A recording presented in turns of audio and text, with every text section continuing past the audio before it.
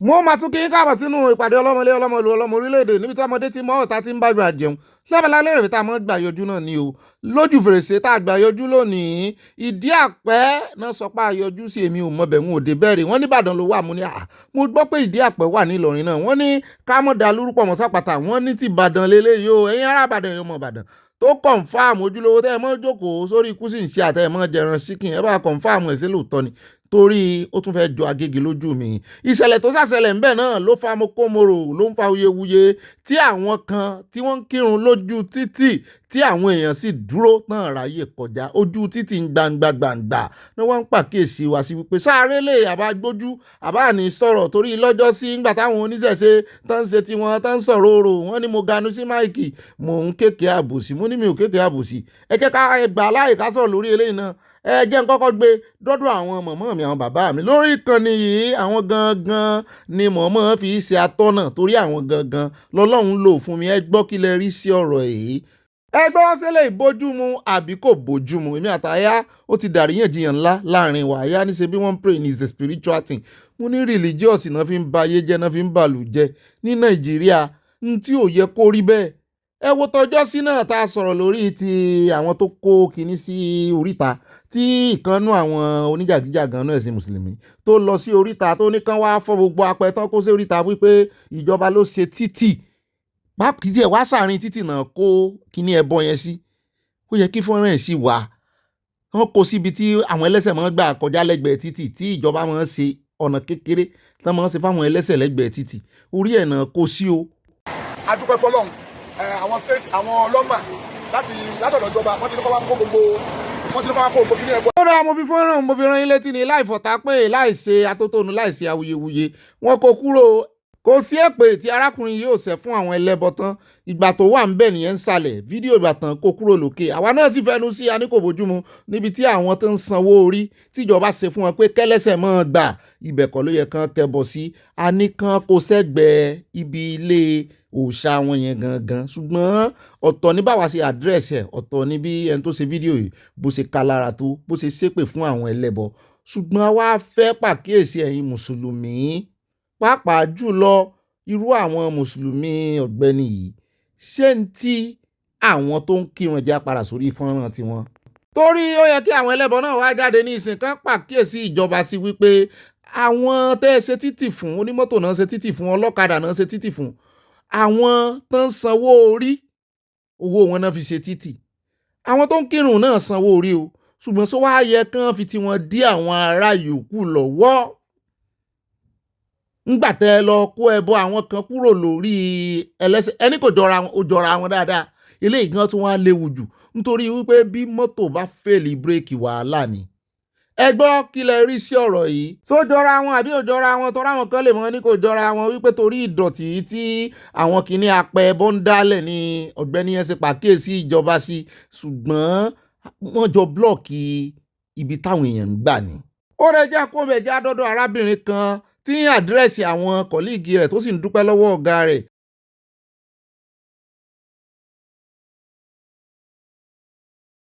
bí ọlọ́run ṣe lo ọ̀gá àwọn fóun tó tì ń débi ire àfi bó ṣe déédéé mẹ́gbẹ́ lọ́lẹ̀ àwọn kan ló kú àwọn kan ní òkú mo ní wọ́n ọlọ́run ṣé bó ṣe rí rèé ọlọ́run mọ̀mọ̀jẹ̀ àpàdé ikú lẹ́sìn ògbèjì o. I personally want to thank you for believing in me and dragging me out of my comfort zone. I am appreciating you, sir, because I have learned a lot of things. And I believe things that I didn't believe I would be able to do. You made me. I want to sincerely appreciate you, sir. That's why you were shy. You wouldn't want to support her. I found that out. But you also benefited from it because ẹ jẹ́ àtẹ̀síwájú, ẹ jẹ́ àdé Ìlọrin. Ẹnu ń kun àwọn ará Ìlọrin lẹ́nu ọjọ́ mẹ́ta yìí lórí ọ̀rọ̀ oníṣẹ̀ṣe versus mùsùlùmí. Àrà àwọn fọ́nrán kan tán mùsùlùmí àwọn àfáà kan táláwọn ò ní gbà àwọn oníṣẹ̀ṣe láàyè.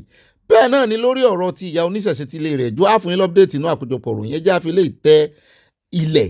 Ṣùgbọ́n wá rí wọn níbi tó ti ń bọ èṣù. Àwa àmọ́ bóyá wọ́n ń ṣe ọdún eégún náà nítorí àárí ọrẹ́ àtẹ̀gbà lọ́wọ́ wọn. Ṣùgbọ́n wọ́n ní Ìlọrin ló ti ṣẹlẹ̀, wọ́n sì ní wọ́n ṣe ọdún wọn láyọ̀ àtàlàáfíà. Ṣùgbọ́n àwọn àáfàá tá a wá ń rí i ó jà wá lẹ́nu, ó jọ wá lójú. Ẹ má jẹ́ kán ba orúkọ Ìlọrin jẹ́, mọ́ wòra yín ràn. Ẹ jẹ́ á kọ́kọ́ wo díẹ̀ nínú bí àwọn oníṣẹ̀ṣe báyé ṣe gbà wọ́n ní Ìlọrin tó jìnnà síná tó súnmọ́ àlùjànnà.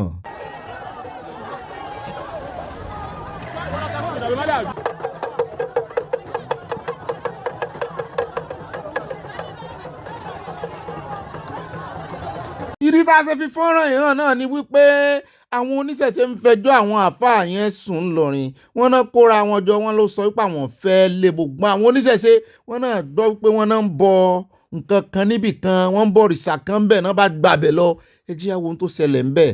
Bá a bá dénú àkójọpọ̀ ròyìn á gbọ́rọ̀ lẹ́nu ìyá oníṣẹ̀ṣe àtàwọn àáfàá tó lọ bẹ̀. Àwọn làwà lọ́dọ̀ wọn yìí a sì rí ti ń jọmọ́ ògún àrògùn wọn sára àwọn ewé tí wọ́n fi ń sin nǹkan ewé wo lélẹ́yìí ẹgbẹ́ sí ewé gúre àsára yóò tàbí ká àwọn náà máa ń yíwọ́ padà lẹ́yìn. mo fẹ́ sọ pé ẹni tó jẹ́ bàbá lọ́jà gbogbo ọjà tuntun àwọn ni wọ́n wà ní ibi báyìí so àwọn esco gbogbo àwọn afáwà tẹ́lẹ̀ àwọn afáwà náà ni esco ọjà tuntun àtàwọn afáwà àbúrọ̀dà tí wọ́n wà mẹ́rin. ọba àti àwọn Ìlọrin gbogbo wọn. àwọn esco wọ́n pè mí sáà ni wọ́n ní o so láfi wọ́n ń bọ̀ wá bí so alákọ̀ọ́kọ́ ni pé wọ́n lè dìfẹ́ mọ̀ ọjà tuntun ibi tí kìíní ìwọ̀ ẹ̀kẹ́ ìsọ ọjà tuntun ọ̀dọ̀ bàbá tẹ̀ ń sọ igẹ́sì wọ́n ní kì í ṣe ọjà tuntun ní bíbáyìí wọ́n ní ibi tí géètì ọjà tuntun ti bẹ̀rẹ̀ wọ́n fi hàn wá àti ibi tí ọ parí sí ọ̀fà àtànímọ̀lá wa àtàwọn ọ̀rọ̀ ọjà tuntun ẹ̀ mọ̀ yanjú ara yín so eléyìí náà àtúntò fi ń pàkíyèsí wa tá a jẹ́ ọmọ Ìlọrin náà wọ́n tọ̀ bá ti máa sòsà máa sòsà wọ́n tọ̀ bá ti máa sòsà máa sòsà ọba lọ́wọ́ bàbá wa wọ́n tó bá ń ṣe yọwọ́ kó ń bẹ́ẹ̀ wọ́n tọ̀ bá sì ń ṣe yọwọ́ kó ń bẹ́ẹ̀ kẹ́lẹ̀ kan máa ṣe rú ẹ̀. níwọ̀nba tí abẹ́ sọ nìyẹn so a ṣe fídíò ẹ̀ dé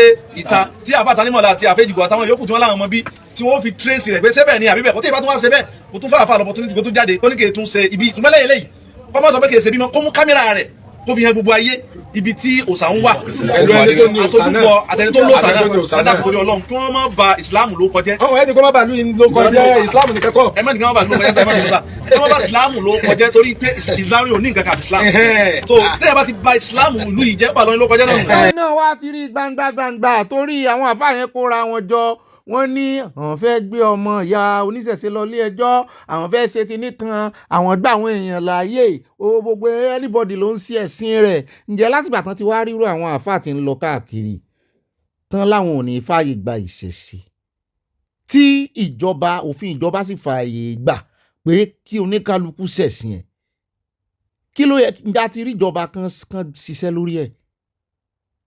Ẹ wò ó ẹ̀yin ará Ìlọrin ẹ ní iṣẹ́ ṣe tó pọ̀ gidi láì ṣàbòsí.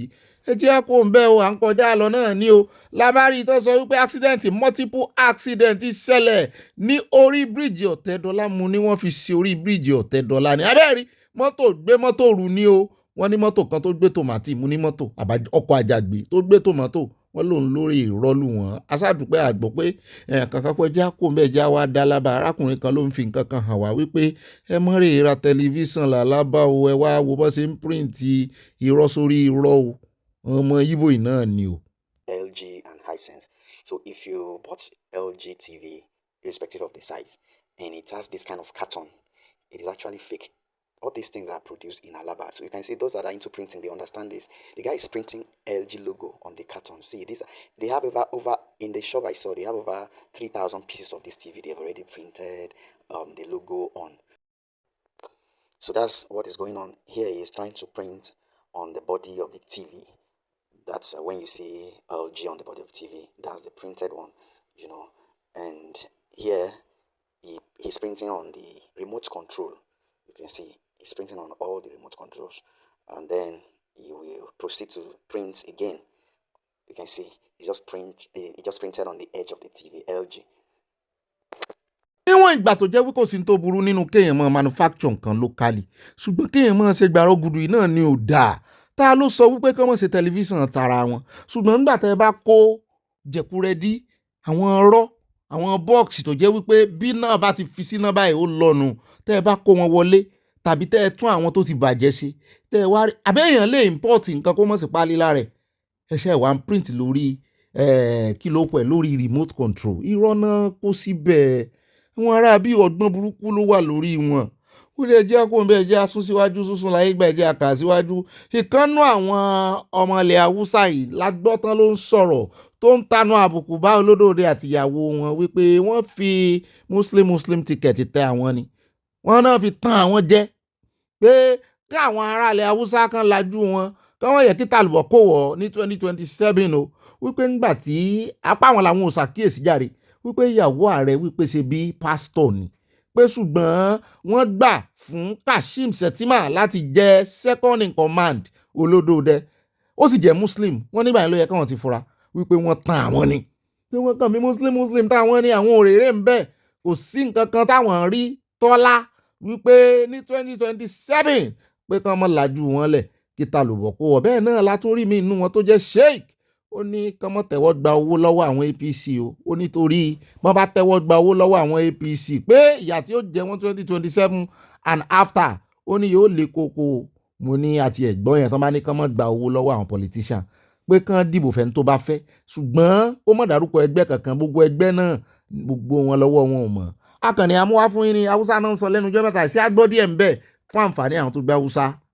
da matar Tinubu suna da tabbas idan ba Kashim Shettima aka zaba a matsayin mataimakin Tinubu suka zo aka kara su Tinubu bai isa ya ci zabe ba a gurin yan arewa su zabe shi ba amma yau an wayi gari musulmai sun muku gata wanda da gatan ne kuke amfani da cin mutuncin da kuke wa addinin musulunci da musulmai da wannan gatan kuke amfani na matar shugaban kasa fasto ce tana cikin fadar shugaban kasa tana sa ana muku febo a abin da muke zargi mafi rinjaye kuna iskanci ana daga muku kafa kuna abin da kuka ga dama ana barin ku ana kyale ku saboda haka wannan alfarmar da musulman Najeriya suka yi muku kamar yadda na sha faɗa mu ne muka yi muku alfarmar da babban fasto a cikin ku yau ta an wayi gari ita ce matar shugaban kasa wanda ita kusan ita take juya akalar abin da ke cikin bila kamar yadda muke kyautata ko muke zargi mafi rinjaye akai ọ̀rọ̀ ká lára gan o ó lè jẹ́ àkóńbẹ́ já wa lọ sọ́dọ̀ ìkànnù àwọn sénétọ̀ yín Uzo Kalu níbi tá a ti ń gbọ́ tó ti ń lérí léka mọ́ ìkànnù àwọn gómìnà wọn tó ní kò ní padà wá ìyẹn Oti àwọn èèyàn sì láìkí Oti kí ló wá dé tó ní ò ní padà wá ó ní ó sọ̀rọ̀ sí i lọ́jọ́ sí. The governor said in an interview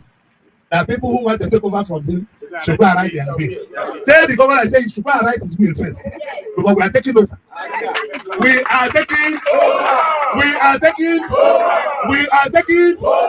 He is a joker. The man doesn't know politics. The politics is what we are trained of. He's a banker. He should go back to back. As far as I'm concerned, the governor is a one-time governor. He's a one-time what? And it's concluded. He's a one-time governor. Abia people will speak in one voice. We are Abians. Nobody will not allow anybody to rig election here. It's one man, one vote. Have I ever asked you to rig election here? Since 1999, I never asked anybody to rig election for me, and I will never do it. We will stand by the will of the people. If Abia people reject us, we will go. alákọ̀ọ́kọ́ ń bẹ àwọn èèyàn nírọ́ ló pa mọ́ Oti nítorí wípé Oti ò sọ ohun tó ló sọ ohun tó ti sọ ni wípé bá a bá rí èèyàn kankan tó fẹ́ wá rígi election tó níbo làwọn ó gbà tí election bá dé ní Abia State wípé kórè kọ́kọ́ kọ wíìlì rẹ̀ lẹ́nà kó sọ wípé àwọn ò ní jẹ́ kí èèyàn kankan wọbẹ̀ mọ́ n tó sọkọ́ nìyẹn ẹlẹ́ẹ̀kejì ń bẹ náà ni pé wọ́n ní èrò ẹ̀yìn rẹ̀ kò tó ti Wike ó sì sọ ó lóun ò ní kéèyàn rígi election fóun rí mo ní sọ wà ń bẹ̀ ni tí ara àwọn ará bíi tó jẹ́ wípé tẹ́lẹ̀kṣọ̀n bá ti dé náà máa ń wí wótòwòrò ṣùgbọ́n àwòrán wọn á sì fi wọn pa wẹ̀ẹ́dẹ̀ special láfàwọn ilé ìpa torí wọ́n wà lára àwọn tó ń gbọ̀n tí olódò rẹ̀ mọ́ mi kan sì sọ mọ́ mi Fájimólú nínú abala kọ́mẹ́sẹ̀sẹ̀ ẹ̀ bá ń bẹ̀ wọ́n ní Trump ń wá mo ní kí ló ṣe sọ fẹ́ da business pọ̀ ní àbí torí ilé tó kọ́ sí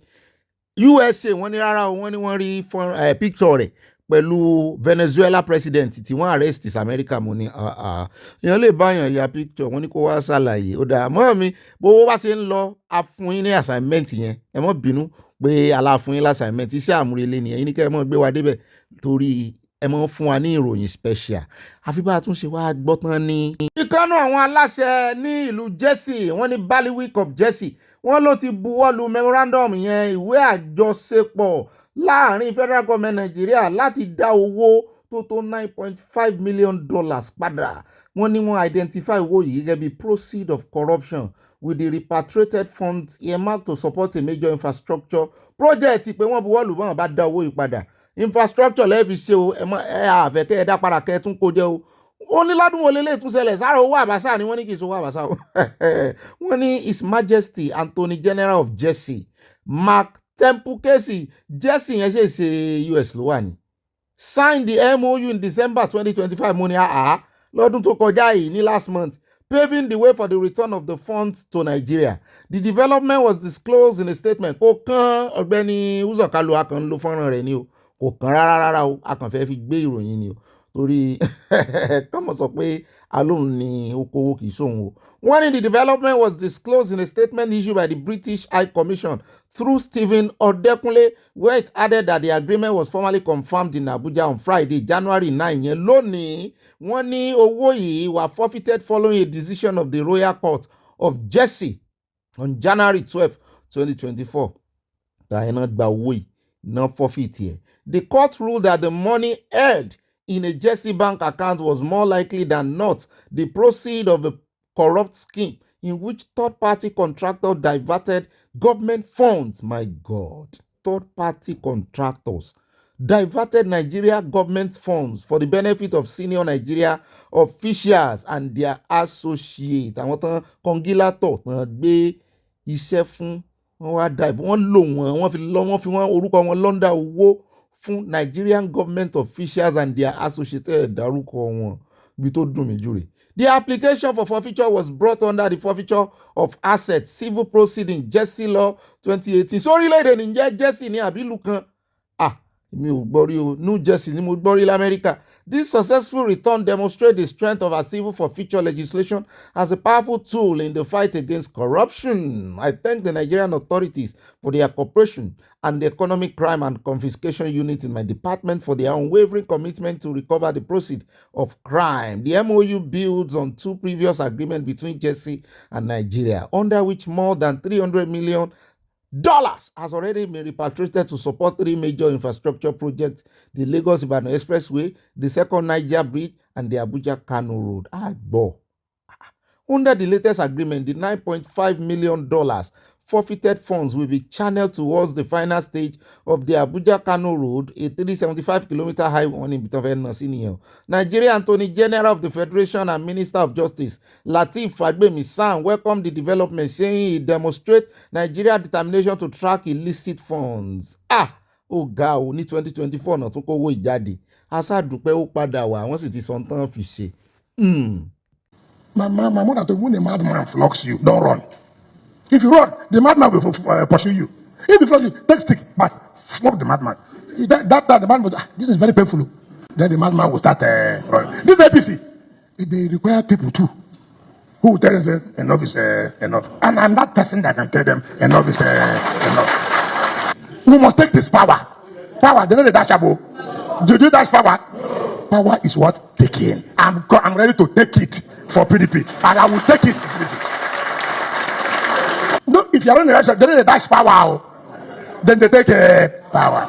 All these people want the election. If they support me. To do what? I've come out. I'm going to take this power from APC back to PDP by the grace of God. God has given us what it is, and that's why God is making APC to make mistake every day. That is how you know God is with you. Nínú àwọn ọ̀rọ̀ Wike tó ti sọ sẹ́yìn nígbà tó sì gbára ti PDP, mo rò pé nígbà náà òun rò pé òun ló máa gba tíkẹ́ẹ̀tì presidential candidate tóun ó fi ráàyè jẹ olórí Nàìjíríà, ṣùgbọ́n nígbà tó ti rí wípé kàkà kéku rẹ̀ mọ́ jẹ́ ṣèṣe ó yáa fi ṣèṣe PDP ó fi ṣàwádànù. Ohun tó wá mú wa lo fọ́nrán náà ni wípé lórí ọ̀rọ̀ tí ń lọ ní Rivers, Wike wà partiless.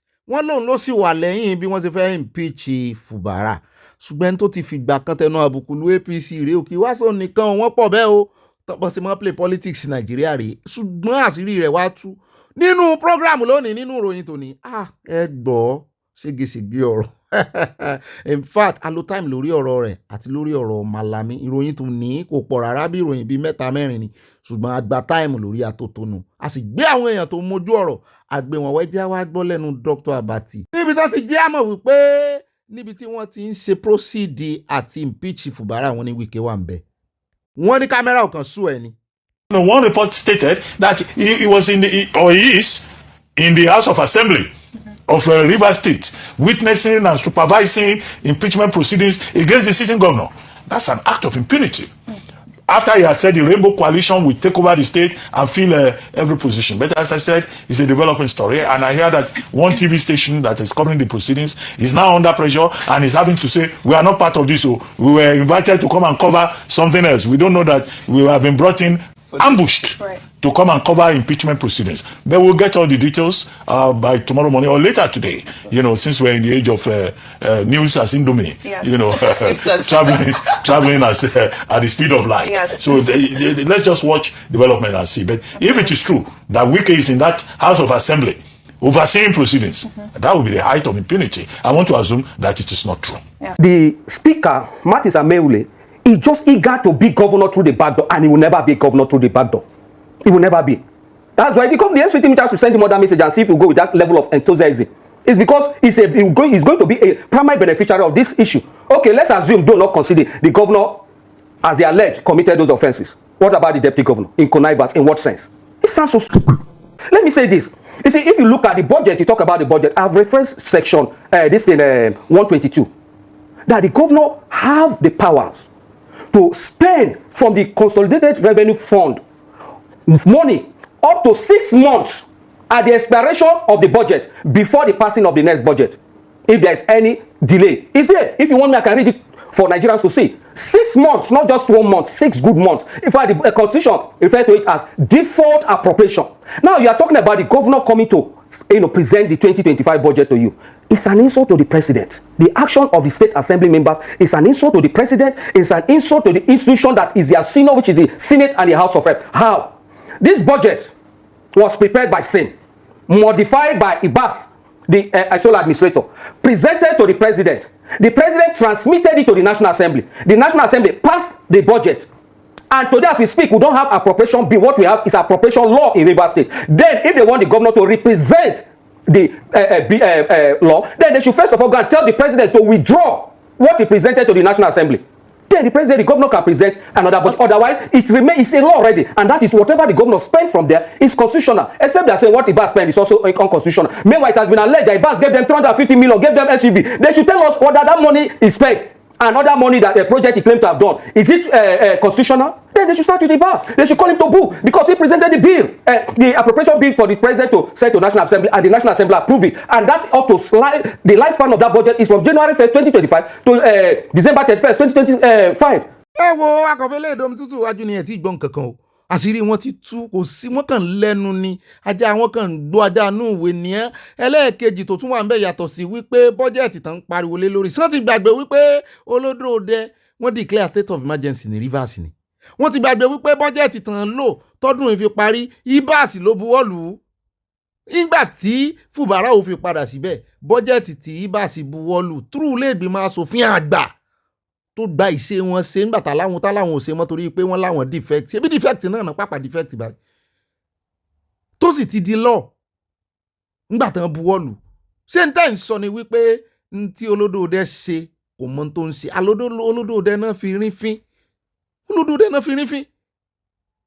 wọ́n sì pé Ibas ṣàkíyèsí torí wọn tó bẹ́ẹ̀ n tó ń dùn Wike ni wípé wọ́n ti exclude ẹ̀ Wike dẹ̀ tí ó máa fapájánu ni ó fẹ́ bá ti APC jẹ́ ní Rivers ìjà wà láàrin òun àtolódòdẹ ní Wike gbogbo èlé tó ń ṣe ó kàn ṣe ojú ayé ni wọ́n lè pe wọ́n lè instruct òun wọ́n lè fún ní instruction wá ra àwọn ọmọ àwọn ọ̀dẹ̀ tó kójọ tán pera wọn ní lawmakers ní Rivers yẹn ojú wọn á bó torí wọn interest àwọn aráàlú tó fi wọ́n síbẹ̀ kọ́ náà ń gbọ́ ẹ wá dúró àṣírí tí bàbá ìtú ẹ ti gbọ́n kankan ó dinú àkójọpọ̀ ròyìn. It is against every, moral sense and even in administration that you address a man as a woman. Look at the letter they sent to the governor. They said, "Madam, we don't have a governor that is a Mrs." No. We take an maybe they're referring to the deputy. No, in the governor's letter, which we saw, they said, "Madam." Our governor is not a madam. Our governor, if you don't want to show respect to him, you want to call him Mr. Our governor is Mr. That letter is not for our governor. It's for maybe it's a figment of the imagination of a governor they have in mind, not Rivers State governor, because Rivers State governor is a male. If you look at INEC publication, they put gender of the aspirant, they put male, similar, not female. So they should go and check that. If so, it was done under pressure or rush, whatever. But our governor is not a male. Nigerians should know that. See the letter. The people that say they want to impeach a governor that misappropriated whatever, allegedly. Meanwhile, they cannot even sit down to correct. Know that the governor of Rivers State is a male and not a female. The deputy is a female. All right. And that led to the FCT minister's so-called, what is it called, thank you visit. It is absolutely against the Electoral Act. And I want to say this, the INEC has laid a wrong precedence, because if anybody do that, they have reference to make that you did not arrest social person, because it's very clear which thank you visit. You didn't thank them since. Close the election, you are saying you are going on time. What kind of thank you? Go and visit them in their house. If you want to wait through the election, you didn't thank them after the election, immediately after the election. That is what should be done, not now. This is a clear campaign. You heard him saying, "I support Tinubu." You heard him say, "You don't." The INEC Act in section 84, it made it clear. Under the guise, not even a proxy, you don't make such statement. And he's going around making such statement. And INEC is sitting down there watching. If another opposition party like my party do that, by now you would have heard that we have been sanctioned or something else. So that is wrong. INEC needs to stop that. If you look at the body language of Amewule, you can see a group and a bunch of individuals that are so angry with themselves. It looks as if they didn't get their own share of the cake. If you look at his body language, look beyond his lips and look at his body language. He's responding with frustration. It's more like he's interested in himself and his group at the expense of the entire Rivers people. The question I want to ask them, the same question goes to Similala. Who elected you? The people. Who are you serving? Yourself or the people? Because all this shenanigan, the impact of this rascality is on the people of Rivers State. They have started again. This was the same thing that they did, and their stooges has carted away Rivers people's money. And I'm surprised Amewule is trying to present himself as one who is trying to protect the resources of Rivers State. Where was he when Abbas was appointed? And Abbas has taken all that he needs to take with his political. ẹ wo olódòdó òní ìgbà kan kó bá òun torí wípé ńgbà tán fi Abbas ṣe sole administrator tó sì sí oṣù mẹ́fà tán kò sí kankan nú àwọn èèyàn Wike tó ní kàn yẹ̀ lọ́wọ́ wò. Kí ló wá ń ka yín lára tán bá ní kàn ti ọ̀pá sílù kàn tọ̀pá sílù wọ́n máa kó bára Abbas. Olódòdó ò sì ní fẹ́ rí ìgbésẹ̀ tó lódòdó ó gbé. Ẹ já wá kó ń bẹ́ẹ̀ fọ́nrán tí mo promise yín àti ìrí o, ṣùgbọ́n fọ́nrán mi lélẹ́yìí o, níbi tí àwọn ọmọ iléeṣẹ́ ológun Nàìjíríà ojú òfurufú wọn ní wọn ti ẹ̀bẹ̀sùbẹ̀ gbàlẹ̀ tẹ́yìí wọ́n kàn ń dáná yẹ everybody ni wọ́n ní Niger Delta mọ́ ilẹ̀ Igbo ní eléyìí tẹ̀ ń wo ìmọ̀ inú igbó Imo nkankan wọ́n ní bẹ́ẹ̀ náà yà sí wọ́n ní bọ́n bá ṣe ń dáná yẹ àwọn ISWAP àwọn Boko Haram nílẹ̀ Haúsá làwọn fẹ́ máa dáná yá àwọn tí wọ́n ń fi ojú àwọn gbolẹ̀ lórí ọrọ̀ ajé gbogbo bí tẹ́ rí tí wọ́n ń ju àdó olóró sí i. Àwọn illegal refinery tí wọ́n ṣe sínú àwọn inú gbòmò ní ẹ jẹ́ kí ó dé ọ̀dọ̀ ti Àṣàrí Dòkúbọ̀ náà o yóò ní o. Wọ́n ní gbogbo ẹ̀nà ń ju àdó olóró sí gbogbo ẹ̀nà ń bàjẹ́. Wọ́n ní ojú tó lé ojú tó kó náà fi ṣe. Bẹ́ẹ̀ náà la gbọ́ tí Trump náà tún fohùn ránṣẹ́ wípé báyìí òun ti gbà pé wọ́n ń pa àwọn mùsùlùmí ṣùgbọ́n tán bá dáwọ́ kìrìsìtẹ́nì torí kìrìsìtẹ́nì ní main target tán bá dáwọ́ pípa kìrìsìtẹ́nì dúró òun bọ̀ wá mú wọn ẹ̀yìnkùlé lòun gbà wọlé òun ó sì ju àdó olóró tó pọ̀ rẹpẹtẹ pé tẹ́lẹ̀tẹ́lẹ̀ àdó olóró ẹyọ kan tóun wá jù lọ́jọ́ sí ló ní lọ́kàn òun ti dáwọ́ ẹ̀dúró mu ní Trump mọ̀ sí báwọn gbọ́ kúlẹ̀kúlẹ̀ rẹ̀ náà àkójọpọ̀ ọ̀rọ̀ yìí. Ẹ wá jẹ́ àfẹ́lẹ́ ìkáde gbogbo Abala Lerefe lẹ́yìn tá a ti ń gbọ́ tí àwọn ìyá ìjà ìwé tí wọ́n ń kọrin mu ní ẹjọ́ o kán bá wa mójútó àwọn ìyá yìí o bọ́n ṣe já ìwé lọ́jọ́ sí níbìkan náà rè tán pa wọ́n dànù ǹjẹ́ ìṣe ní Zamfara Zamfara kọ́ Nasarawa Adamawa tí n bá sì gẹ̀ẹ́tì ẹ̀ bọ́n ṣe pa àwọn èèyàn rè mẹ́sàn-án panú àwọn abiyamọ yìí o wọ́n ní Jẹ̀bú lélẹ́yìí ti ṣẹlẹ̀ wọ́n láwọn àmì náà ni wọ́n rè já ìwé kán rèé kọrin fún. Mo ní jáwé sẹ́nu kó orí já odi, jáwé ọ̀pọ̀tọ́ orí já ejò, àyánimọ̀ kọrin. Kí ló wá ṣẹlẹ̀? Wọ́n náà gba ilẹ̀ àwọn, wọ́n láwọn àmì wá fi ohùn ránṣẹ́ wípé ẹ kúrò lórí ilẹ̀ àwọn yìí o, torí ìjọba ló fún àwọn. Mo ní ìyé.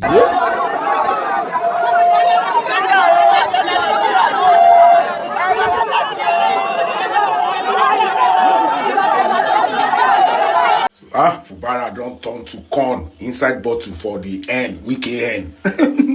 Ó ti dàgbà donúgo. Kò sí nǹkan tó lè fi ṣe mọ́, wiki kan dún mẹ́ẹ̀ẹ́. He no fit do anything. Then serve impeachment notice. President say stop right there. Fubara, he don finish wiki come dey talk. Emergency talk. Come dey go up and down. Man no be God, wiki Fubara don fuck you. You don't hook you. Now, Mr. President, you make you abuse now. And I'm sure you will soon abuse Mr. President. You soon abuse him. With your mouth. But Fubara, that's why you don't feel about him again. He's hitting with your boss. Fubara is hitting with the boss, okay? It's okay. It's now up.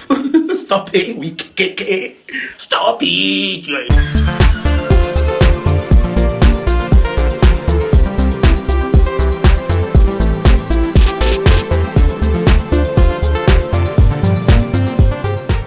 Bóní pélé ń rojú alábàjá afamọ́ra Sunny Adé ti dé orí ò gbọ́dọ̀ fọ́ ní bóní pélé ń rojú alábàjá afamọ́ra óyá Sunny ti dé orí ò gbọ́dọ̀ fọ́ ní bóní pélé ń rojú alábàjá afamọ́ra Ọ̀gbẹ́ni Bobby ti dé orí ò gbọ́dọ̀ fọ́ onípele ń rojú alábàjá fàmúra. Ọ̀gbẹ́ni Bobby ti dé orí ò gbọ́dọ̀ fọ́. Orí ò ní fọ́ mi, kò ní fọ́ ẹ̀yin náà, kò ní fọ́ gbogbo wa. Orin bàbá Sunny Adé ní ń bọ́ sí mi lórí. Àwọn orin àtijọ́ tó wà ní orin ọ̀tẹ̀ náà látùpele ìwà onípele ń rojú alábàjá fàmúra yìí pé pọ́kọ̀kan ò rẹ́gbìnrin ẹgbẹgbẹ̀rún rẹ̀ á lọ. Orin yẹn gbọ́dọ̀ kọ orin yẹn, ọkọ tó bá fẹ́ ìyàwó 2 sí 3 kó gbọ́dọ̀ kọ irú orin yẹn. Ṣùgbọ́n bàbá wa ní jù bẹ́ẹ̀ lọ. Tán bá kọ́ táìmù yẹn sáwọn ìyàwó wọn ní máa rò pé àwọn nọ́mbà ìwọ onípele òun rojú sáwọn alábàjá ń retí yóò fà wọn mọ́ra pẹ̀kì ní ìsìn tó bá tètè dì mọ́ àwọn òun ló dífá fún Ọ̀gbẹ́ni Bobby náà. Gbogbo àwọn ìyàwó tèmi lè ní wọ́n fà mọ́ra. Ó kàn jẹ́ pé ẹlẹ́yà ló yẹ dá arúgúdù lẹ̀. I love you all. Mo dúpẹ́ pé òkun fún eré tẹ́ ẹ gbà mí láàyè kájọ mọ́ ṣe bó ní ìyálẹ̀ jẹ́ sí mi. Àwọn bàbá ńlá mi ló sì wà ń bí, ṣùgbọ́n ogun yín mú mi bí ọmọ. Mo mọ rírì yín, ẹ ṣé o. Ọlọ́run atúndúpẹ́ òní, ẹ̀yin lẹ lọ́pẹ́, ẹ̀yin lẹ lógo, ẹ̀yin lẹ níyìn. Gbogbo ọpẹ́ gbogbo yẹn ládápadà sọ́dọ̀ Ọlọ́run o. Atẹ́rẹrẹ kárí ayé. Ajagun wọn fi tìbọn sí. Ọwọ́ ara odò tí ń ba onílé mọ̀lẹ́rù. Ọba mi tó lọ kánrin kése. Bàbá mi òkè gbọ́n òkè. Ẹ ṣeun. Àwọn ọmọ yọ ni torí májẹ̀mú tẹ́ bá wa dá ni. Ẹ mọ̀jà gbàgbé orin antẹ̀mọ̀ ìṣẹ́ wa fúnlẹ̀ wa. Fún ilẹ̀ ìbí wa, ká ṣiṣẹ́ ká jọlá, ìṣọ̀kan àti òmìnira ní kẹjẹ́ ká máa lépa, tẹ̀síwájú fọ̀pọ̀ ire àtohun tó dára. Ọmọ Oòduà dìde, bọ́ sípò ẹ̀tọ́ rẹ, ìwọ ni èmi ni gbogbo wa ní ìmọ́lẹ̀. Ògo adúláwọ̀, àmín. Orin mo fi gbé wọlé, orin yẹn ó ń kọ sọ́kàn àyà mi. A ti gbàgbé iṣẹ́ tí Ọlọ́run adẹ́dàá tó gbélé wa lọ́wọ́. Bí èèyàn ó bá gbòmìnira kì í mọ̀ ṣiṣẹ́ kékeré. Ṣé ti wá rí wípé as life goes on, òmìnira is a lifestyle. It's a lifestyle. Ìjọba ò tí ì gbà sí yín lẹ́nu ní ìsìn. Ìjọba ò tí ì rí tí a rò ní ìsìn. Kò dífá kíwọ náà mọ̀mọ́ gbégbé ayé òmìnira ìwọ àtàwọn ẹbí rẹ̀. Bẹ́ẹ̀ mi bá gbégbé ayé òmìnira pẹ̀lú àwọn ẹbí mi, tí wọ́n náà gbégbé ayé òmìnira lórí pẹ̀lú àwọn ẹbí rẹ̀. Lórí ìkànnì bá dórí ibi tá a ti ń ṣe program náà, ẹbí ni wọ́n ń bí náà, tá a tún jọ gbégbé ayé òmìnira. Ẹ mọ̀ wípé láti inú ẹbí kọ̀ọ̀kan láti kóra lọ́lọ́run ti kó wa jọpọ̀ síbí. Àwa tún wá jẹ́ ẹgbẹ́ olómìnira. nítòótọ́ ni o kì í sáwọn tí ó jẹ́ pé wọ́n kàn ní wọn tán bá wọn pariwo tán náà fẹ́ pariwo tán mọ̀ tó mọ̀ òmìnira wọn mọ̀ bí tán ń lọ. O ní láti mọ ibi tó ń lọ, o ní láti mọ irú òmìnira tó fẹ́, kì í ṣe kó o mọ̀ fẹ́ òmìnira kí wọn náà mọ̀ gbégbé ayé àhámọ́. Kò ṣeé ṣe. Òmìnira láti jẹyọ nínú ọ̀rọ̀ rẹ, nínú ìhùwàsí rẹ, nínú ìṣe rẹ, nínú bó ṣe ń bọ́ ọmọlàkejì sọ̀rọ̀. Kò ní sọ̀rọ̀ bó bá pa bó bá bù lẹ́sẹ̀ ń bẹ́ẹ̀, torí ẹ̀ la ṣe ń sá fún àwọn tí ń ṣerú ẹ̀ fún wa ní àwọn ìran burúkú tí ìsara wa yìí. Tẹ́lẹ̀tẹ́lẹ̀ kò rí bẹ́ẹ̀. A wà lómìnira jẹ́jẹ́ ara wa, àwọn náà wá tọ́jà. Ṣùgbọ́n jọ ìwọ náà ni mo wá fẹ́ bẹ̀. Bàbá tí ìgbà orílẹ̀-èdè tá à ń wò, jọ gbà nínú ọkàn rẹ, gbà nínú ìṣesí rẹ, gbà nínú ìrìn rẹ. Gbogbo bí o bá rìn sí, jẹ́ kí àpẹẹrẹ rere máa jẹyọ lára rẹ wípé bàbá ní ẹ̀wọ̀n bá tiẹ̀ wá kó gba ọmọ Nàìjíríà jọ sójú kan láwa tá a wà ní diaspora, tó bá kó gba ọmọ Nàìjíríà jọ síbi tí wọ́n wà, síbi tèmi wà, lókèsàn ibi tó ní kálukú wà, wọ́n dá yọ ìwọ sọ́tọ̀ wípé lè yàtọ̀ gédégédé. Wọ́n dá wa mọ̀ ibi tá a wà yìí tó fi dé tó fi mọ iléeṣẹ́ tèmi wà yìí. Wọ́n mọ ibi tí mo ti wá Nàìjíríà. Wọ́n mọ tí ń ṣẹlẹ̀. Terrorism náà máa ń pè pé wọ́n ló ń ṣẹlẹ̀ ní north làwọn máa ń pè ní north, pé ó ń ṣẹlẹ̀ ní north, pé kinní kan náà tó ń ṣẹlẹ̀ ní east, pé ṣùgbọ́n àwa tá a wà ní west pé we are gentle people. Wọ́n dẹ̀ mọ̀ pẹ̀lú orúkọ wa, ayé mọ̀ wá, identity tí Nàìjíríà ò fún wa, ẹ jẹ́ ká fún ara wa, torí bá a bá ń lo identity burúkú yẹn, ojú ẹ̀ náà ni wọ́n á fi kó owó wa pọ̀ o. Wọ́n á da lórúkọ wọn sápàtà, ojú tán bá fi ń wo àwọn Boko Haram tó nírú káàdì yẹn lọ́wọ́ náà fi wọ́n wo àwa tá a súnmọ́ wọn o. Nínú ìwàsí rẹ̀, nínú ìsì rẹ̀, jẹ́ kán dá ọmọ. Wọ́n ń lo influence tèmi gbàyàn síbi iṣẹ́ tí mo wà yìí, influence tèmi. Wọ́n sì ń lo tàwọn ẹlòmíín náà tó jọ ọmọ Nàìjíríà, wọ́n fi ń lé wọn kó pẹ̀lú orúkọ wọn. Bọ̀bọ̀ tí mo sọ̀rọ̀ ìfún yín láìpẹ́, wọ́n kó kù díẹ̀, wọ́n fẹ́ gbà. Ó kù díẹ̀, wọ́n kàn wò pé àwọn nídìí èèyàn táìmù yẹn, ó tún wá jọ ọmọ Nàìjíríà, jẹ́ kàn fi bọ̀bọ̀ yẹn náà wá sí dáadáa. Kì í sọmọ Yorùbá, kì í sì sọmọ Yíbò náà, ó wà láàrin Delta. Àwọn Delta tí wọ́n sọ Yorùbá mọ́ kìíní yẹn ló wà lápẹ́. Wọ́n wá ṣèwádìí ni kò yé mi. Wọ́n mọ̀ ṣèwádìí bí. Ó dáa, ẹ mọ̀jẹ̀ àdéhìnà pẹ̀lú ìbára náà ní ìbá gbọ́n débẹ̀ ìbá yẹn nàná ìbá Sanawole ló ń ká mi lára nítorí gbogbo àwọn agbójú òkun lé òjẹ́ ní agbá, gbogbo àwọn lọ́balọ́ba, gbogbo àwọn èèyàn jàǹkàjàǹkà, gbogbo àwọn olórí ilẹ̀ Yorùbá lólórí. Ṣùgbọ́n tó bá ti di bí ẹni pé wọ́n ti kúrò ní ojúṣe wọn, máa dàbí ẹni pé èèyàn ò lólórí ni. Àwọn tá a gbójú òkun lé, tá a ní kán bá wa sọ̀rọ̀ lórí ọ̀rọ̀ bàbá Sunday Igboho, tán sì ṣèlérí fún wa, wọn àti ìmú lè rí iṣẹ́ òṣùpá, àwọn ò tí ì ní sọ nǹkan báyìí, àti ní sọ nǹkan kan. So gbogbo bí tá a ti ń rí wọn náà lórí ọ̀rọ̀ story Kanuri náà, ọmọ wa kan ń já wa sí, wọ́n ní àwa àti Kanuri, mo lémi ò gbà o. Wọ́n mi Adébáyọ̀, wọ́n láwọn ó wà yìí, àwọn ó wà fún wa ní history. Wọ́n náà ibi tán bí àwọn sí Maiduguri ni, wọ́n náà kan wà tí ìsàwúsá ń bẹ̀. Ṣé Kanuri ìsàwúsá ni ẹ̀ sẹ́yìn náà ní interest? Ó dáa, bọ́ bá ti jẹ́ alábọ̀ àjẹkẹ́ gbọ́. Ìbára náà ní ìbá gbọ́n débẹ̀, ìbá yànnàná, ìbá Sanawole, ìbá Kanjọ́ Abẹ́ǹkò, ìbá lọ tààràtààrà. Tọ́rọ̀ bá ti dọ̀rọ̀ òtítọ́ àtòdodo sàn báyìí láàrin ajé ní mú ní pẹ̀kọ̀rọ̀ gbọ́ ẹ̀yin ará Mọ́níyà ń bàdàn, ẹ̀yin kọ́ là ń bá wí o. Tá a bá ti ń gbọ́ lẹ́nu wa tá a sọ wípé ẹ ń bá rìn sàn pẹ̀lú rẹ ní orin sàn pẹ̀lú pé rèé gbalé sí mọ́nà tán, tó o bá ti kófìrí ẹni tí ò rìn sàn pẹ̀lú rẹ, àkàwé ọ̀rọ̀ ni ẹ mọ̀jì odiran tó eré là ń fọ́ máa yọ sí eré ni bàbá mi Akínyẹmí fi ń ṣe gbogbo ẹ̀yin ará Mọ́níyà àbá àdúgbò yín jẹ́ o, àbá àdúgbò yín jẹ́ o. Gbogbo ẹ̀yin tẹ́ bá wà ń bàdàn ní jurisdiction ẹ̀rí gbalé sí àdúgbò Mọ́níyà lórí geographical kìíní. Ṣùgbọ́n nínú àkàwé ọ̀rọ̀ tá à ń ṣe ń bì, tó o bá ti rẹ́ni tí ò rìn sàn pẹ̀lú rẹ̀, ìwọ náà rèé gbalé sí mọ́nà tán, kọ́ ọmọ bá gbalé sí Mọ́níyà, àní ọmọ gbalé sí Mọ́níyà, àní mọ́yà láti ọlọ́run Èdùmàrè. Ó dá àwọn ẹmọ́jà dènà pẹ́nu jù, ẹ bá ń fòtélé, ẹ bá yan lórí kó lè yàn kó yanjú. Ibà kéde fún Yorùbá Nation ká pàtàkì gbélé tẹ́ wá bá pàdé l'Abala Lerefe. Ó ti dàbí ẹ̀yin tẹ́gùn fi sọ. Mo tún dúpẹ́ lọ́wọ́ ẹ̀yin tọ́lọ́run fi mí sí lọ́wọ́. Mo tún dúpẹ́ lọ́wọ́ ẹ̀yin mọ̀mọ́ ẹ̀yin bàbá tọ́lọ́run jù mí sí láàrin. Mo ń kọ́gbọ́n lára yẹn, wọ́n jà ń jùlẹ̀ o. Ọlọ́run ní gbé wa débẹ̀ o. Alákọ̀ọ́kọ́ nù àkórí ìròyìn tòní, ìròyìn pọ̀ lónìí o, ṣùgbọ́n àtẹnumọ́ pọ̀ lórí ọ̀rọ̀ Malami a sì àtẹnumọ́ rẹ̀ àṣírí rẹ̀ tún gan-an ló náà bá gahùn sókè wọ́n bá sọ pé wọ́n tún fẹ́ tún mú lẹ́yìn ìgbà tí wọ́n ti gba béèlì ẹ̀ níbi tó ti ń sáré kiri àwọn èèyàn tí ẹ̀ sọ wọn ní kò lè rówó yẹn wọ́n náà mọ̀ fi ṣe sùtà fún ni pé 500 million èèyàn kọ̀ọ̀kan mẹ́ta òun ìyàwó àtọmọ wọ́n wá jẹ́ 1.5 billion pípò ló ti fẹ́ rí mo ní iye tó kó jẹ́ jù bẹ́ẹ̀ lọ tán mọ wọ́ọ̀tì iye tó kó jẹ́ wọ́n ti bá calculate ẹ̀ wọ́n fẹ́ fi gà lọ́rùn níbẹ̀ náà níṣẹ́ rí àwọn táwọn fẹ́ ká sì rí tú dọ́dọ̀ wọn wọ́n contribute owó fún ẹ rò pé irú wọn máa dá jẹ ni wọ́n ì dá jẹ torí irú ọjọ́ báyìí náà ni torí ọjọ́ tàṣírí máa tú lọ ṣùgbọ́n kò sọ̀rọ̀ lórí yẹn kì í ṣe torí owó àwọn ń yọ ọgbọ́ wọn lòun ló mọ̀ jẹ́ kí àwọn lọ́ọ̀yà rẹ̀ mọ̀ dílé àti gbàbéèlì wọn ni tí ò fẹ́ kó nú àhámọ́ ni wọ́n ló torí pé ó ti wòye ìta ó ti fi lens ó ti fi Google lens ó ti fi wo ìta wọ́n lórí àwọn agbófinró àwọn ọ̀tẹlẹ̀múyẹ́ wọ́n lórí wọn bàbí pé wọ́n fẹ́ tún mú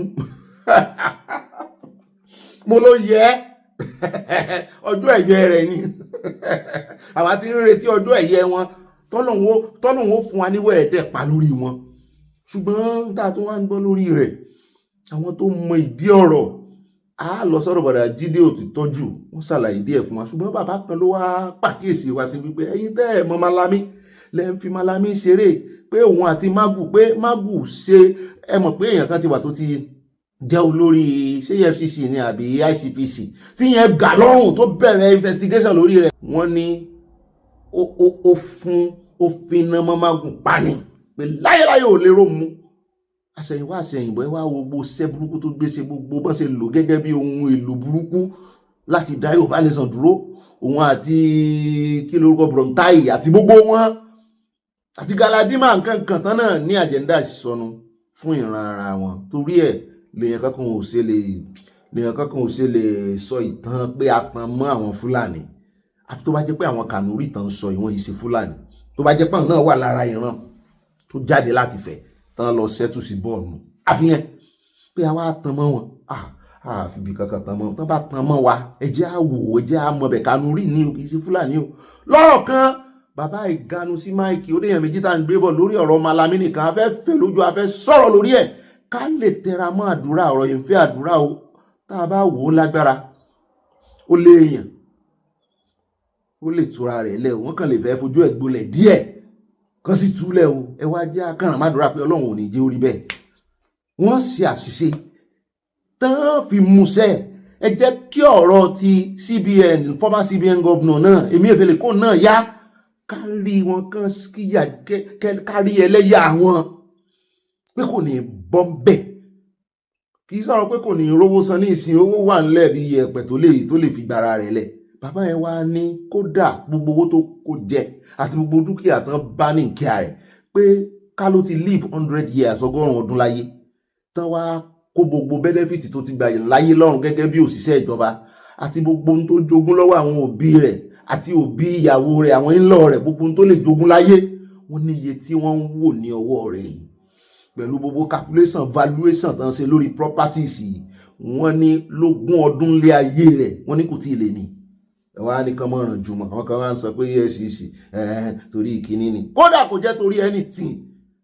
tó bẹ́ẹ̀ ojú bẹ́ẹ̀ lọ tá a bá sì rí èèyàn kankan tẹ́rù ń bà ìbá àṣẹni tó ti jẹ́ president rí tọ́jọ́ mọ̀ sí kélé ó gbé ògbó wọn. à ń bọ̀ lórí ọ̀rọ̀ rẹ̀ lónìí náà ni kò ní dọ́là bàbá ti wá kú ń bẹ̀ tán á wà yà ní ọ̀dọ̀ agbẹnusọ ilé-ìgbìmọ̀ asòfin ní Rivers State tó bá ganu sí máìkì ó ní òun ti bọ́ gbogbo ariwo tá à ń pa ó ní a sọ pé Wike ló ń ti àwọn gbọ̀ngbọ̀n Wike ló ń ti àwọn kọlu Fubara ó ní kò sí tó jọ bẹ́ẹ̀ ó náà ti fẹ́ mú Fubara ti pẹ́ ó ní pàápàá jùlọ mistake tó ṣe ní Kérésìmesì tó wá ń fi 100,000 lọ àwọn múnísò kéré ní wá dákẹ́ tó bá fún yín jù bẹ́ẹ̀ lọ àní gbáriwo ara tó dùn wọ́n nìyẹn wọ́n láwọn wọ́n gbà lọ́wọ́ rẹ̀ nítorí àwọn òfẹ́ bá ṣẹ̀wọ̀n gbọ́ tí spíkà àwọn náà ń sọ lánàá tó ní fraud ní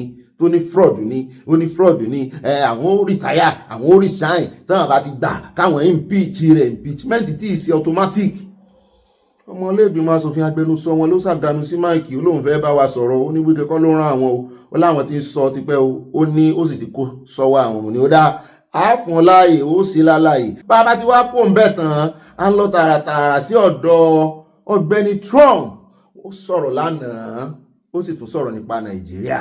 Ní kí ló ń dúró de Trump ó ní kò sí nǹkan kan ó ní iṣẹ́ ń lọ ó ní ṣùgbọ́n òun tún fẹ́lẹ́ ṣèkìlọ̀ fún àwọn ti Nàìjíríà àtàwọn olórí wọn pé bóun bá tún gbọ́ tán pa Kristẹni pé yóò le o. Ìgbésẹ̀ wo ló fẹ́ gbé mọ́ halẹ̀ mọ́ sáà ṣùgbọ́n ó ní yóò le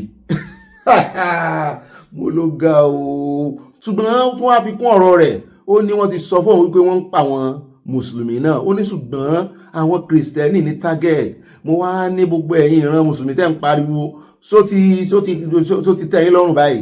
Òun náà ti ní wọ́n ń pa mùsùlùmí ẹ̀yin òkú pariwo fúnra yín àbí òun náà ló tún ti bá yín fẹnu sí yìí o kò sì já mọ́ o kò sọtẹ̀ mọ́ o ó ti gbà pé wọ́n ń pa àwọn mùsùlùmí náà o ẹ wá jí ó ṣiṣẹ́ rẹ̀ dáadáa o. Wọ́n sáà tètè kó gbogbo èròjà ogun tí wọ́n fẹ́ tà fún Nàìjíríà wọ́n tètè kó fún wọn. Bẹ́ẹ̀ náà sì rí by intelligence báyà gbọ́ gbogbo àwọn moles nínú iléeṣẹ́ ológun lọ́wọ́ tí ń bà. Ó dáa á fún ilẹ̀kùnrẹ́rẹ́ ìròyìn lónìí náà ni kò ní dọ̀la bá ti wá kó ń bẹ́ tán á wà yà lọ́dọ̀ arákùnrin tí wọ́n ṣẹ̀ tú lẹ́tàn fún pardon. Gbogbo bàbá tí Ọlọ́run lò láti ṣe agbódegbà fún láti kú yọ wọ́n wá dúpẹ́ lọ́wọ́ gbogbo ọmọ Nàìjíríà. Bẹ́ẹ̀ náà tún wá ṣàwọn àlàyé kan fún wa wípé nínú law pé ìdí tí wọ́n fi dájọ́ ọkú fún Ọ̀gbẹ́ni ni wípé wọ́n ní ẹni tó fẹ́ pa ó gbà ọ̀bẹ lọ́wọ́ rẹ̀ pé ẹ̀mẹ́ta ló wá gún pé kò yẹ kó gún ju ẹ̀ẹ̀mejì lọ mu ni. Sófin tún wà nínú límìtì wà nínú kéèyàn dífẹ́ǹdì ara èèyàn. Ọ̀rọ̀ defensive yẹn ó ní agbára o. Wọ́n mọ bó ṣe máa fi kó bá yàn. Wọ́n sì sọ wọ́n nígbà tí ilé ẹjọ́ bẹ̀rẹ̀ ẹjọ́ wọ́n ní ọgbẹ́ méjì náà rí lára ẹni tó kú. Gbà tán máa dé Supreme Court wọ́n ní ọgbẹ́ mẹ́ta náà fi dájọ́ ọkú fún. Kí ló dé ká lọ́gbẹ́ méjì ni wọ́n náà máa túlẹ̀ kò tiẹ̀ ní ìdí báyìí. Arákùnrin yẹn ló wá já wa sí gbogbo intricacy gbogbo tí ojú wọn rí. Mo ní àwọn òkú mọ̀ nǹkan kan asáǹbá yín fẹnu sí ni wọ́n ṣàdúpẹ́ lọ́wọ́ wa ṣùgbọ́n àmọ́rọ̀ wọn bọ̀ mo fẹ́ kó yé wa tá a bá ń sọ̀rọ̀ defensive ẹ jẹ́ ká mọ̀ ní lọ́kàn gbogbo tá a bá ti ń defend ara wa ká mọ̀ bá kó bára wa torí sẹ́ẹ̀rí àwọn tá à ń bá a fa yìí èèyàn gbọ́dọ̀ mọ ọgbọ́n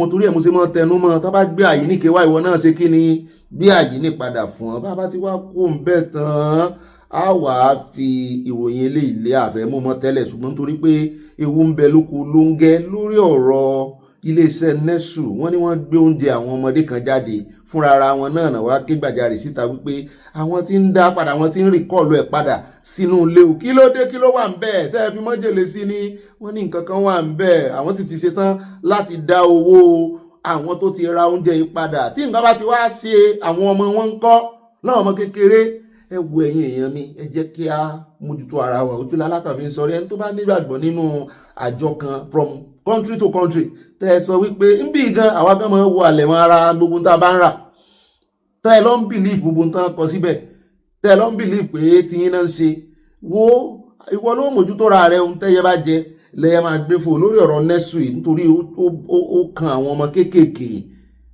bóyá káwọn ìyá kúkú máa fáwọn ọmọ wọn lọ́mú irú àwa ẹ̀ ní ìsìn ó dà pé mo mọ̀ mú 2 years mo dẹ̀ sí mú lọ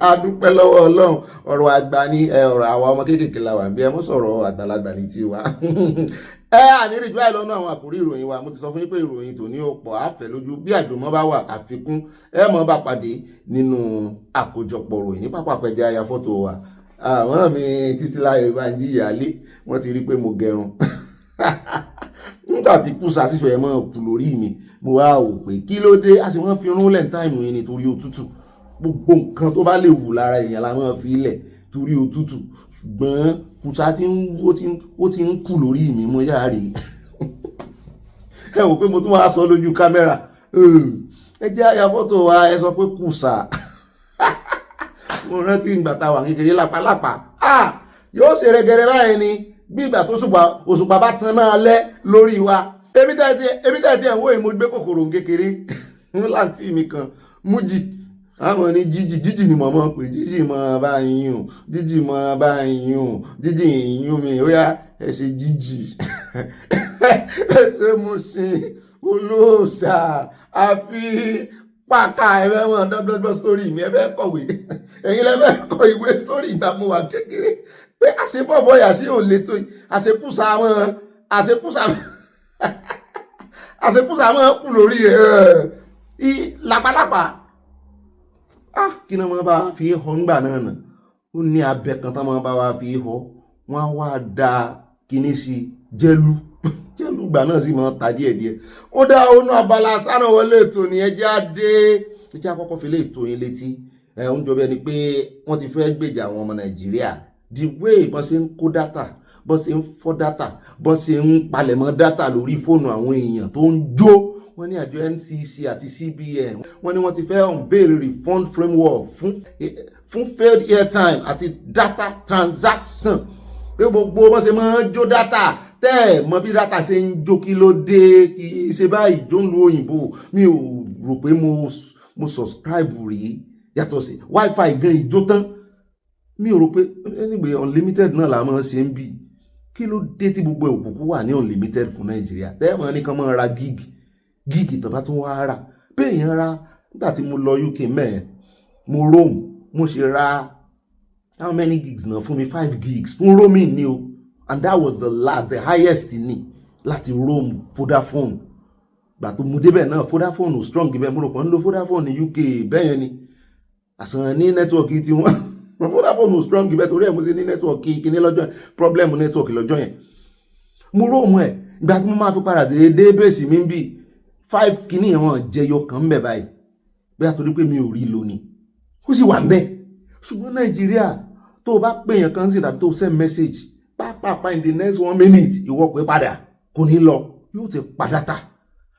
Àjọ CBN àti NCC wọn náà fẹ́ gbé platform kan kalẹ̀ báyìí tán fi mọ́ refund owó yín mo ní kán bá wa fi pọ́ǹpù sí pọ́ǹpù tán máa lò nílé epo káwọn èèyàn máa rí bọ́n ṣe ń jó dátà àwọn di réètì bọ́n ṣe ń jó kínní ó ti pọ̀ ju Nàìjíríà èèyàn ra dátà ń ṣe pápápá ó ti jó tán.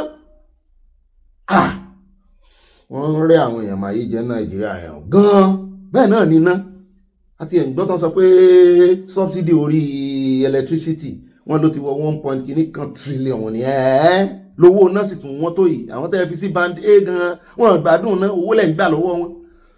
Nàìjíríà is a gaju wọn lè ṣe àkàwé ọ̀rọ̀ wọn gbogbo ọ̀nà ìyànjẹni torí à ń sọ̀rọ̀ lórí ọ̀rọ̀ táàkì wọ́n mi kan ń bi mí nínú abala comment section mo ń bọ́ ẹ̀jẹ̀ ń fẹ́ lójú díẹ̀ báwo làwọn ṣe fẹ́ mọ́ fáìlì tax tó ráwọn lọ ra cement níbì kan owó cement yẹn tó ti wá wọ́n sí pé ṣé ẹni tí ó ta cement fáwọn ló máa gba owó yẹn ni mo lọ́wọ́ ìjọba ni wọ́n gbà fún ìjọba ni ṣùgbọ́n tẹ́ ẹ bá fẹ́ mọ̀ tẹ́yìn bá fẹ́ gba owó yín padà pé ẹ̀yin náà san owó báyìí torí wọ́n máa return tax return ẹn láti ní gbogbo dọ́kúmẹ́ǹtì bẹ́ẹ̀ ṣe fi sanwó irú bí ní ìsìn àwọn kan máa dá ṣe èmi dá ṣe mo máa kó lọ fún àwọn tax kìíní ni àwọn tax consultant wọ́n ti ní ọ́fíìsì káàkiri kò dàbí ti Nàìjíríà tó jẹ́ pé èèyàn ńlá nìkan ló lè ní tax kìíní everybody ló gbọ́dọ̀ ní ẹni ilé iṣẹ́ ẹni ṣọ́ọ̀bù lásán bí wọ́n ní ó dẹ̀ ẹjá tẹ̀síwájú ẹjá dénú ẹgbẹ́ APC o yàtọ̀ sí ń tán sọ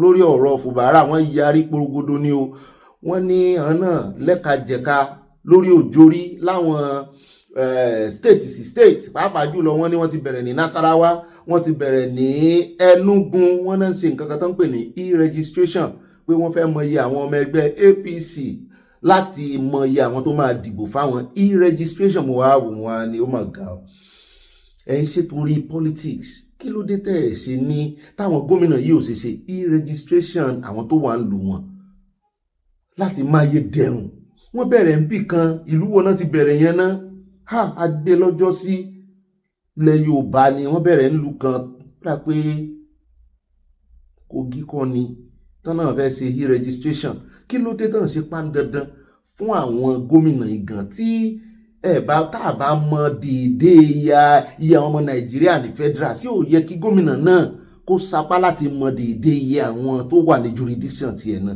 wọ́n sáà náà ti bẹ̀rẹ̀ o ṣùgbọ́n lórí ọ̀rọ̀ politics ni mo ló ga o.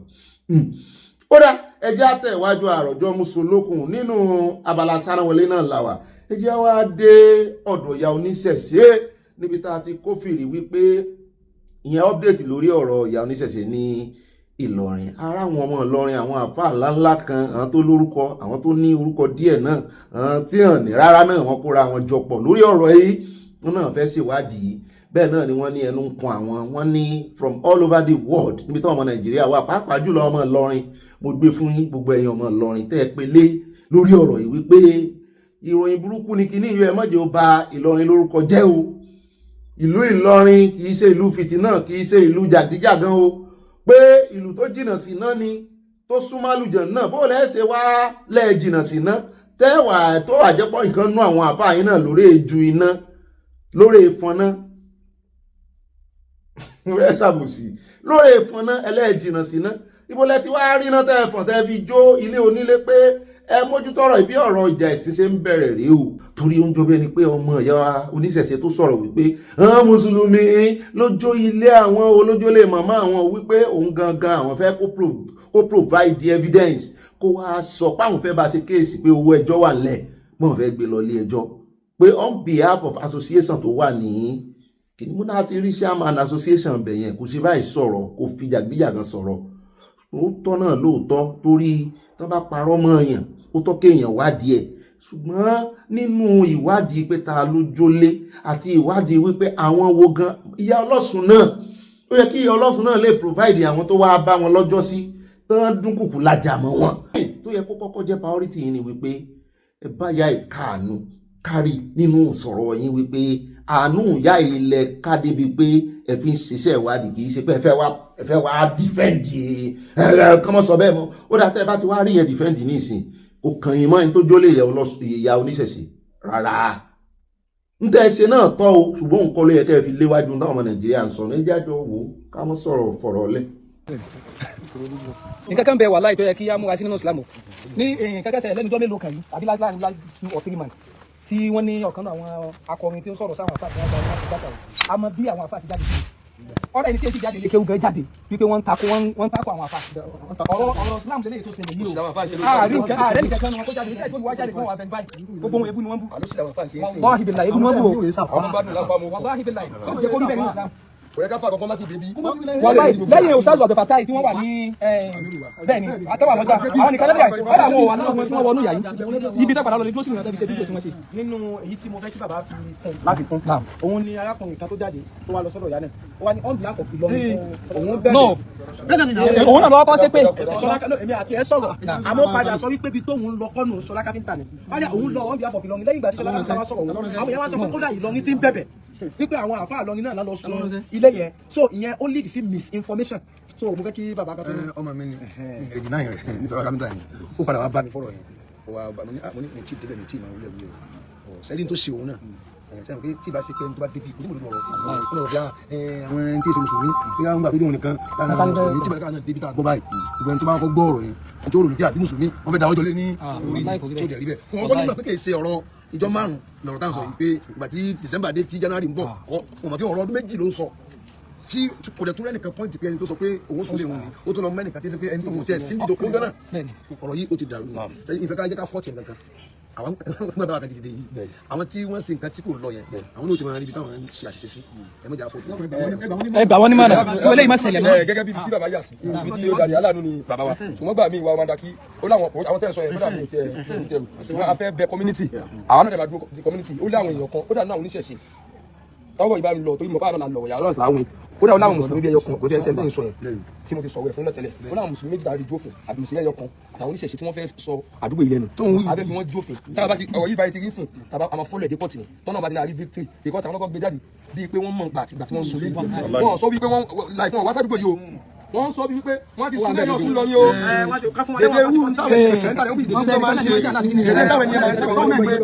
dédé tó máa ń ṣe wípé wọ́n fẹ́ bá ìsìlámù jà lórúkọ bíi mùsùlùmí content tó ń ṣe nìyẹn ẹni tí mo sọ yìí dédé wípé wọ́n fẹ́ báyìí lọ́wọ́ ìpọ́wọ́ ìfẹ́ ó di nǹkan tó di báyìí kódà ní ti káwọn ti ẹ̀rọ pẹ̀ ọmọ yẹn dédé lọ́wọ́ kọjá àwọn mùsùlùmí wọ́n ti sún lé yọ̀ sún ọwọ́ yóò sì gbọ́ lẹ́nu sọ abẹ́ kó wá sọ wípé àwọn tó wà ní community yìí kó lọ defend yẹn pọ̀ pé àwọn lọ sún tí ò bá ti apologize because tó bá apologize ààrẹ láti filẹ̀ but tí ò bá ti apologize afẹ́ gbèdé court ló kọ community yìí wípé àwọn tí wọ́n sún ní sínú ìgbà gbogbo tí ó sì lọ́wọ́ ààrẹ láti gbèdé afẹ́ gbèdé bẹ́ẹ̀ wípé wá sọ bọ́ yẹn sún báwo ló yẹ ṣẹlẹ̀ ká ló sún gangan mú jáde fúnra kó sí àwọn sọlá bá ní sùn mọ́ ẹni tó sọ gangan yẹn mú ẹni tó sùn bíbá jáde tá a fẹ́ nù tó bá ti mú jáde ẹ tó sún yẹn kó sùn. ó wà difference sí ọ̀rọ̀ táwọn fáyẹn. bẹ́ẹ̀ni òun gbé wá bíi pé ó wà bẹ́ẹ̀ ni. kò dẹ́ ṣe tayẹ̀ sí ló mú ó fẹ́ tẹ̀sí lọ́pọ̀ ó fẹ́ máa yẹ̀yẹ́ ẹ̀sìn ni wọ́n máa ṣe bẹ́ẹ̀ tí ó ń ṣe dáadáa sí gbogbo èèyàn nǹkan tí ò sojú ẹ̀ nǹkan tó rí ó dẹ̀ gbé kalẹ̀ nǹkan tó gbé gbogbo èèyàn tí wọ́n lágbàáyé bíi 50 billion. ọ̀dà àwọn kan gbé láti South Africa. ọ̀dọ̀ tí bíi bẹ́ẹ̀ pé nǹkan tó ṣàlẹ̀ ọmọ Ìlọrin náà ni ẹ. yóò wá sọ bíi tí òun ti rẹ̀ tí ẹ̀ tó ti gbọ́. láti pè mí nígbà jáàmù ní ọ̀lẹ́ yìí.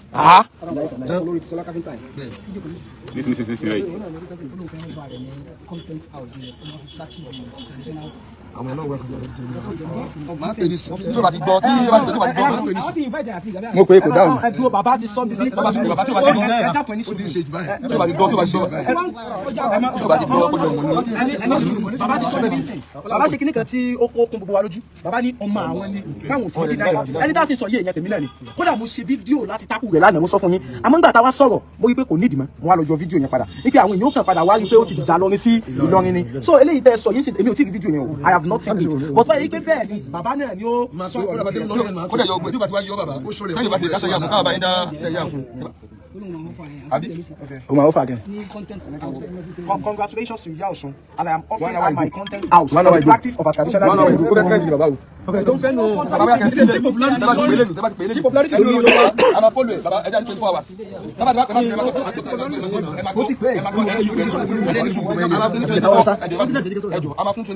Láti sìn dìde ọ̀la gbogbo fídíò tó ṣe kó apologize kó lè yọ tí o bá ti yọ bàbá ayọ́kùnrin la ìsìlámù náà kọ́ alẹ́ kó kódà kó jọ ọmọ ẹni agbọ́dọ̀ dúró ti justice.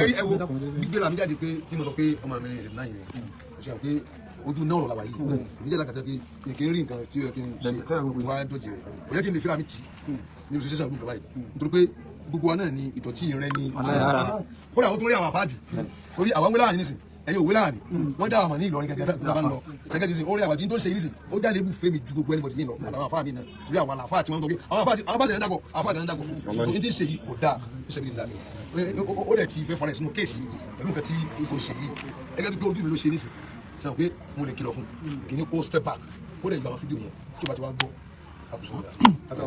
in addition ẹ̀dá kan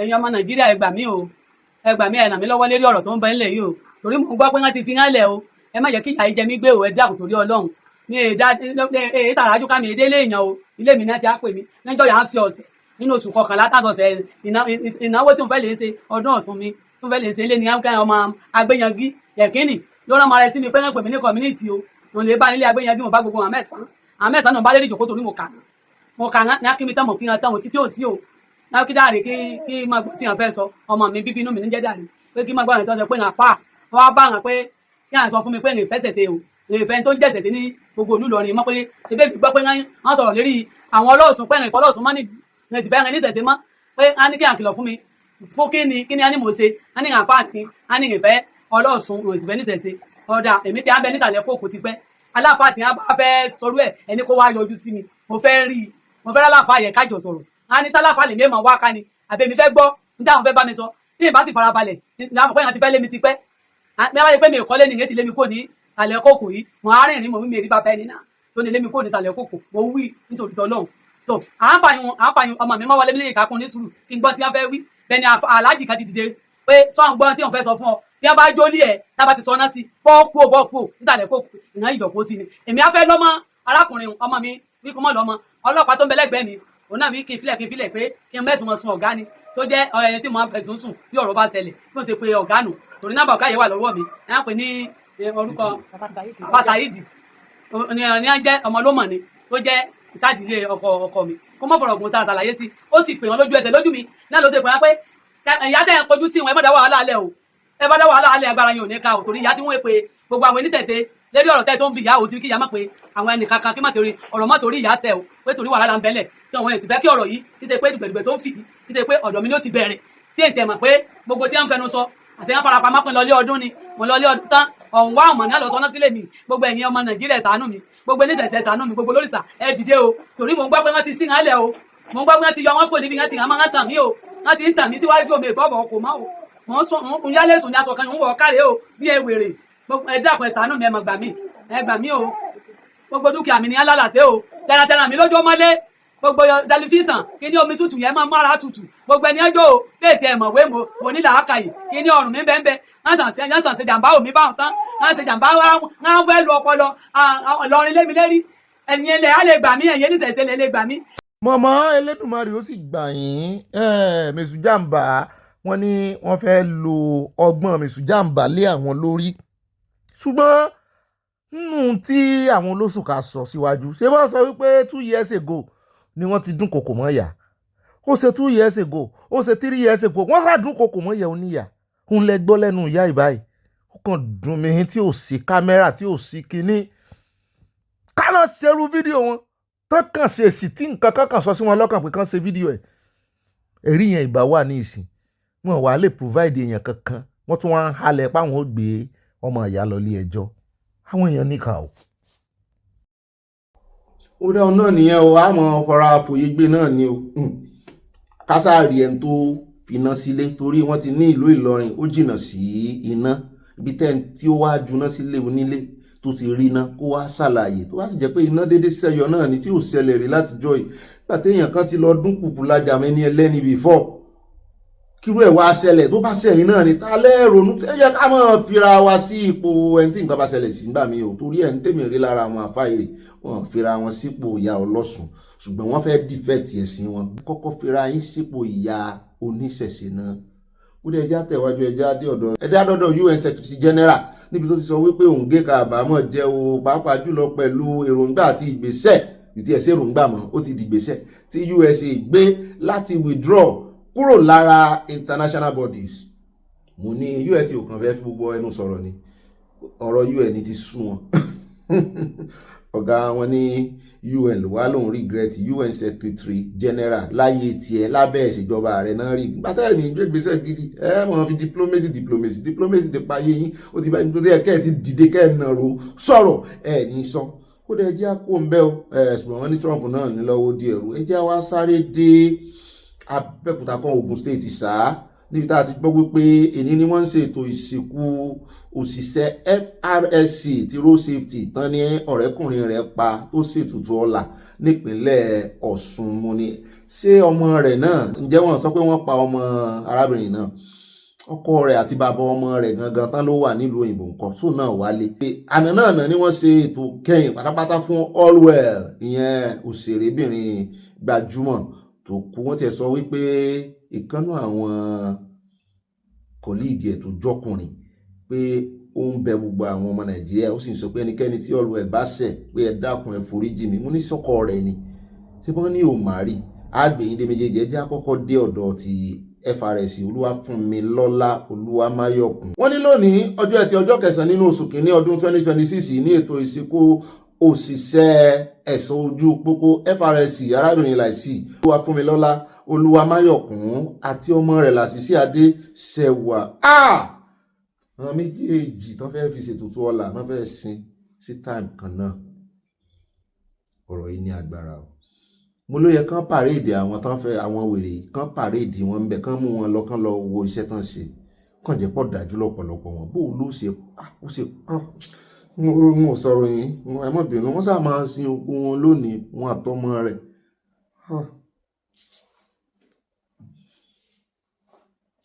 ọ̀gá ó dá àwọn ẹja lọ sí orí ọ̀rọ̀ ti Allwell níbi tá a ti gbọ́ àná náà ṣe ètò ìkẹyìn fún ṣùgbọ́n wọ́n ní arákùnrin kan Rótìmí Sàlámì dọ̀bálẹ̀ bẹ̀ àwọn èèyàn. mo ní kí ló dé wọ́n ní ẹni tó kàn ló mọ̀ ní ọ̀rọ̀ ikú tó pa gbajúmọ̀ òṣèrébìnrin Allwell Adémọ́lá jẹ́ pàápàá fún Rótìmí Sàlámì ẹni tó jẹ́ kòríkòsùn fún Allwell nígbà ayé rẹ̀. òkè kòríkòsùn kì í ṣe pé wọ́n ń fẹ́ra àbí kòríkòsùn bíi bẹ̀stì. àná òde yìí tí í ṣe ọjọ́bọ̀ ọjọ́ 9 oṣù kìíní ọdún 2026 ní ètò ìsìnkú olóògbé Allwell bẹ̀rẹ̀ nínú ọgbà tẹlifíṣàn ìpínlẹ̀ Èkó. níbẹ̀ ni Rótìmí Sàlámì sì ti ṣe ohun tó jọ gbogbo èèyàn lójú nítorí Allwell. níṣe ni Rótìmí dọ̀bálẹ̀ pẹ̀lú omijé lójú tó sì ní kí ẹnikẹ́ni tí olóògbé bá ṣẹ̀ nígbà ayé rẹ̀ dákun foríjì kí wọ́n má ṣe ní ìkùnsínú kankan sí òkú ọ̀run ẹni tó ṣe òun náà ńkọ́. àwọn kan náà wà tó ṣe òun sóò nìkan ló ṣẹ̀yàn ni. ètò títàn bẹ́là ló kọ́kọ́ wáyé ẹjẹ́ àwò bó ṣe lọ ẹjẹ́ àwò díẹ̀ bẹ́ẹ̀ bá padà dé káwá mọ̀ tẹ̀síwájú bí ròyìn bá sì kùnú Abala Sanawole á sọ bí ò bá sí mọ́ á tẹ̀ wájú. Thank you, I owe her. with the help of everyone, to keep a legacy. Orwell has always believed so much in the open coming. He believes that if you're nobody today, you can be somebody tomorrow. And that's the legacy I want us to keep. If you know Orwell has in one way or the other affected your life, passed through your life in one way, even if it's just to make you smile by watching our screen, however you can help protect our legacy, please do. And I want to say thank you to everyone in the industry, for those that accepted me, everyone out there. If Orwell has offended you in any way before she passed, I beg of you, please.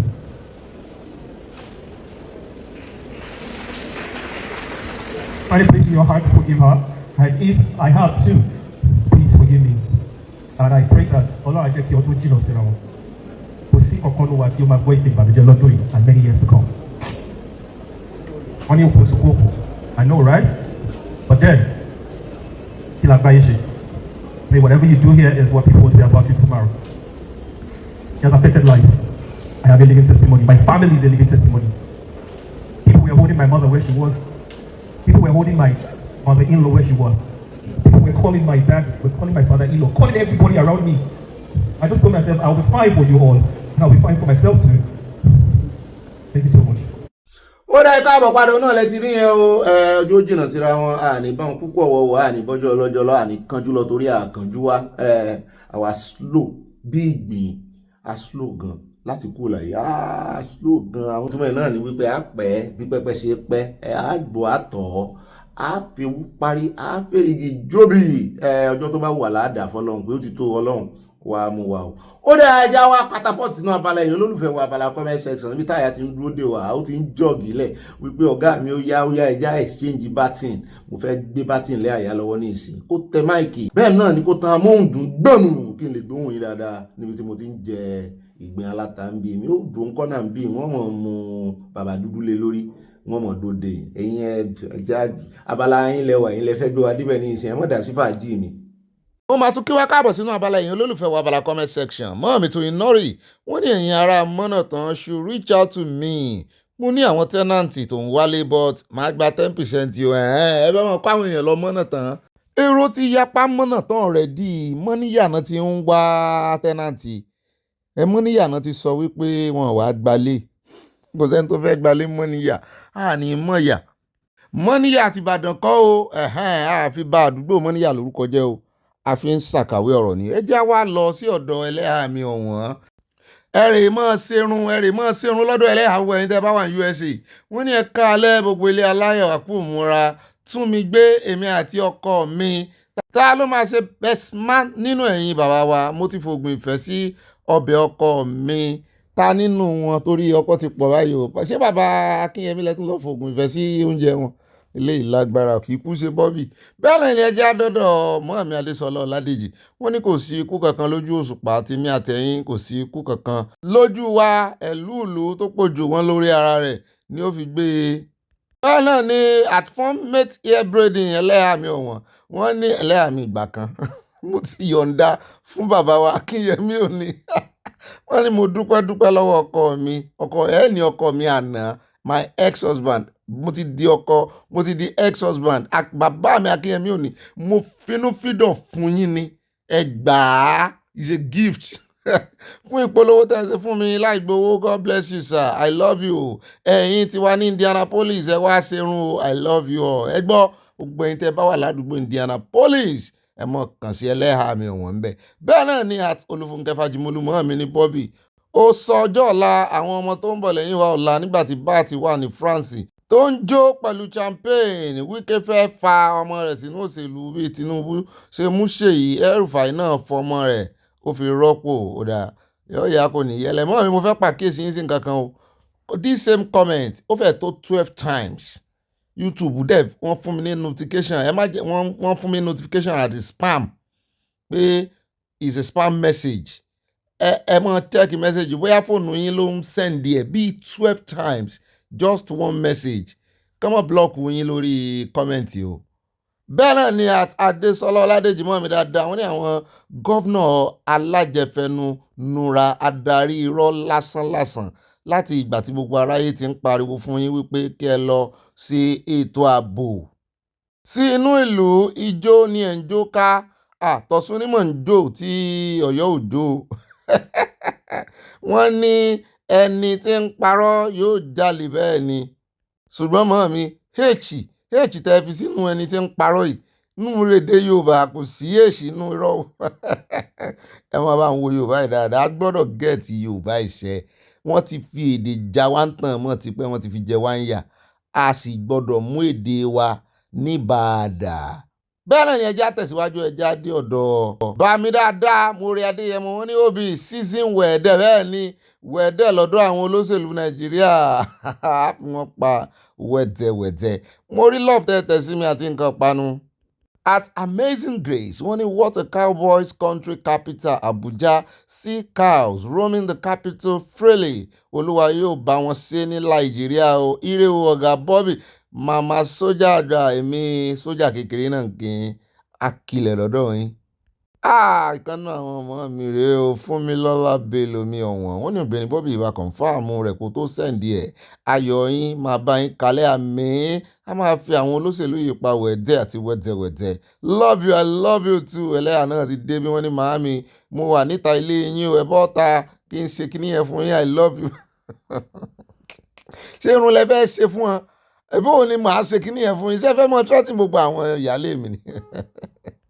At Olúyẹmísí Abégúndé bá mi dáadáa wọ́n ní ẹ̀ka alẹ́ òbí Olúwa máa ràn wá lọ́wọ́ àmì ẹ̀ pọ̀ ìrànlọ́wọ́ Ọlọ́run kò ní dágbére fún wa bẹ́ẹ̀ náà ni mọ́ mi mo dúpẹ́ Adénúgà Willas wọ́n ní ibà pàkà akú déédéé ìwòye hope the weather is not too harsh out there Olúwa gba ilẹ̀ wa fún wa mi Yorùbá nation no going back weather harsh o mọ́ mi weather harsh o mo sì gbọ́ pé Canada gan -30 -40 náà ń wọ̀ ṣùgbọ́n mi ò mọ̀rú minus náà ń wọ̀ ń bẹ̀ yẹn o òtútù tiwa ẹ̀ máa ju tí wọ́n lọ o wọ́n wọ minus ẹ̀yin tẹ́ wà ní Canada ẹ gbọ́ ṣé Fahrenheit lẹ̀ ń lò àbí Celsius torí kò yé mi how do you manage ṣùgbọ́n tẹ́ ẹ bá rí -5 ti wá ń bì ó ní agbára bẹ́ẹ̀ náà ni ẹja dé ọ̀dọ̀ báàmí Adétayọ̀ Adégẹyẹ wọ́n ní olóyè Ìgbòho láni kí wọ́n bá wa jà fún ṣùgbọ́n wọn ò ríro ìtàn àti ìjàgbà ló bá wọn Olódùmarè yóò gbà wá ìbùkún ní fún orílẹ̀-èdè Odùduwà from Newark New Jersey USA wọ́n tẹ lọ́ọ̀sì àti nǹkan ìpanu at Kenny Ògúnkọ̀yà báàmí ní ibà Ganusi ẹ kú iṣẹ́ ìlú Ọlọ́run a máa kún yín lọ́wọ́ àmì àṣẹ Èdùmàrè Oòduà nation ní kíákíá wọ́n tẹ lọ́ọ̀sì wá.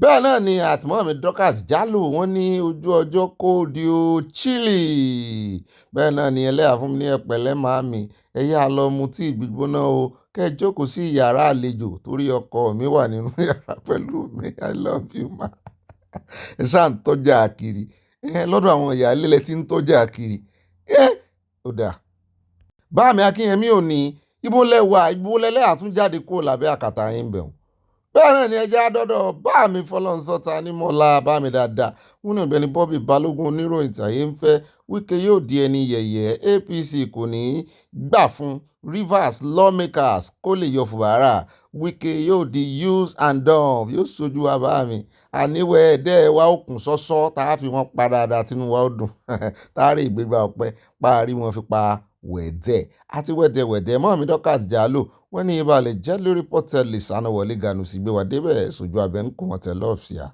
àmì Fọlọ́runṣọ́ wọ́n ní nítorí tanímọ̀lá kò sẹ́dá kan wọ́n ní nítorí 700 billions river money Fubara yóò rẹ́yìn Wike Oòduà nation going back. Àtẹ́lá Ògúnbàjò mọ́ mi aláyọ̀ wọ́n ní ẹ̀san àké ẹ̀san ògbóògùn ẹ̀san dé bá Malami tìrantìran Olúwa ẹ ṣé o bàbá mímọ́ ọba tí ó ń san fún oníkálukú gẹ́gẹ́ bí iṣẹ́ ọwọ́ rẹ̀ ti rí ẹ̀já kiri mádùúrà o kò gbọ́dọ̀ bọ̀ ń bẹ̀ o. mọ́mí Tóyìn náà rí wọn ní ẹbọra òwú ti fẹ́ palẹ̀ mọ́ àti ń ṣe goodbye wọn tí ì ṣe goodbye sí yẹn jẹ́ kẹ́ntì ń palẹ̀ mọ́ kọ́kọ́ ṣe goodbye náà. At Adésọlá Ìbíkúnlé wọ́n tẹ love sí wa rẹpẹtẹ wọ́n bú ọ̀gẹ̀dẹ̀ sí wọ́n fi wáìnì sí àgbàdo òòjọ́ náà wà ń bẹ àti píà àti kòkòmbà. Bámi Òkèńládé Dọ̀tun wọ́n ní olùkùnmi kí ni ẹ ṣe fún Fubara tí ó fi dìsáfù impeachment bí kò bá ṣe wípé order from Wike above àmọ́ ṣáò ó yẹ kí wọ́n realize wípé tí àwọn masses bá sún kan ògiri ìkòkò ní gba omi kó tún gba ẹ̀yìn ẹ̀sìn kí wọn jàre àwọn masses kìíní bá mi owó ní ó jẹ kìíní jẹgbàdì tó bá ti fún wọn 5,000 kó wọn tó bẹ́ẹ̀ gan ẹni tán bá rí náà máa tẹ̀lé lọ wé àbẹ̀lẹ̀ fèsì. Bẹ́ẹ̀ náà ni àtàbí ọdún òsì náà wọ́n mi ní ẹ pé tó gbogbo ilé aláyọ̀ mú kí yín o Obi àti àyà asárídòkúbọ̀ ti sọ wípé kí gbogbo àwọn mùsùlùmí gbogbo Nàìjíríà pé kí wọ́n gbógun ti Trump ṣé bí àwọn Fúlàní family ṣe ń pa àwọn ènìyàn inú gbogbo mùsùlùmí dùn sí inú wọn òkùnkùn dùn sí àwọn jihadis ní asárídòkúbọ̀ ń ṣe kí lẹ sì expect ohun tó fi gbà kan jẹ́ militant ìbọn náà ni gbogbo wọn jọ ń gbé. Bẹ́ẹ̀ náà ni àtìmọ́ mi tó iná rí wọn ní Portable missed his moms his dad can still walk through bẹ́ẹ̀ ni Portable mú miss màmá ẹ̀ gan-an tó fà á nìyẹn ń dá sáré kiri ni ká ló ní màmá ni bóyá gbogbo wèrèwèrè yẹn ò ní pọ̀ lára ẹ̀ tó yẹn. Mọ́ mi bómi Crystal love iná ni yọ yẹn kò ní yẹlẹ we love you too. At Sunday Oyètúndé bá mi ní Ọ̀gbẹ́ni Bobby bá a fi pakapaka ẹkùn àbí ẹkú ọjọ́ mẹ́ta ẹkùn mórí o mẹ́ran mẹ́ẹ̀ ó torí bọ́gbó wọ́n ní ẹkú ọjọ́ mẹ́ta ẹkú àṣepọ̀ ẹkùn ni mo tún rí bí ó bẹ́yìn ṣe máa ń sọ nílùú yín ni àṣeṣe Oǹdó ẹkùn àṣepọ̀ ọdún ẹ̀jẹ̀ máa ń pè bẹ́ẹ̀ ẹkùn iṣẹ́ takuntakun o bàbá fùfú bàbá fùfú ni from Indianapolis yọ yẹ yín bàbá mi kò ní yẹ ẹ lẹ̀ ó rẹ̀ jáde ọ̀dọ̀ àti Mabel Akínbọ̀bọ̀lá Mohammed Dangote is a witness in that case. The case is the defender versus Inspector General of Police from Indianapolis. Defendant gan ọmọ Nàìjíríà ni Inspector General tó ń defend yẹn the state of Nigeria so wọn lè dédé withdraw case yẹn bẹ́ẹ̀. Tẹ̀síwájú wọn ní Ọ̀gbẹ́ni Bobby mi mò ń gbádùn yín èmi náà ń gbádùn yín you are right by your conclusions concerning Amechi and Obasanjo you are too much you are truly ọmọkọ Yorùbá from Indianapolis USA bá mi mọ́ mi ẹ̀sìn yọ yẹn.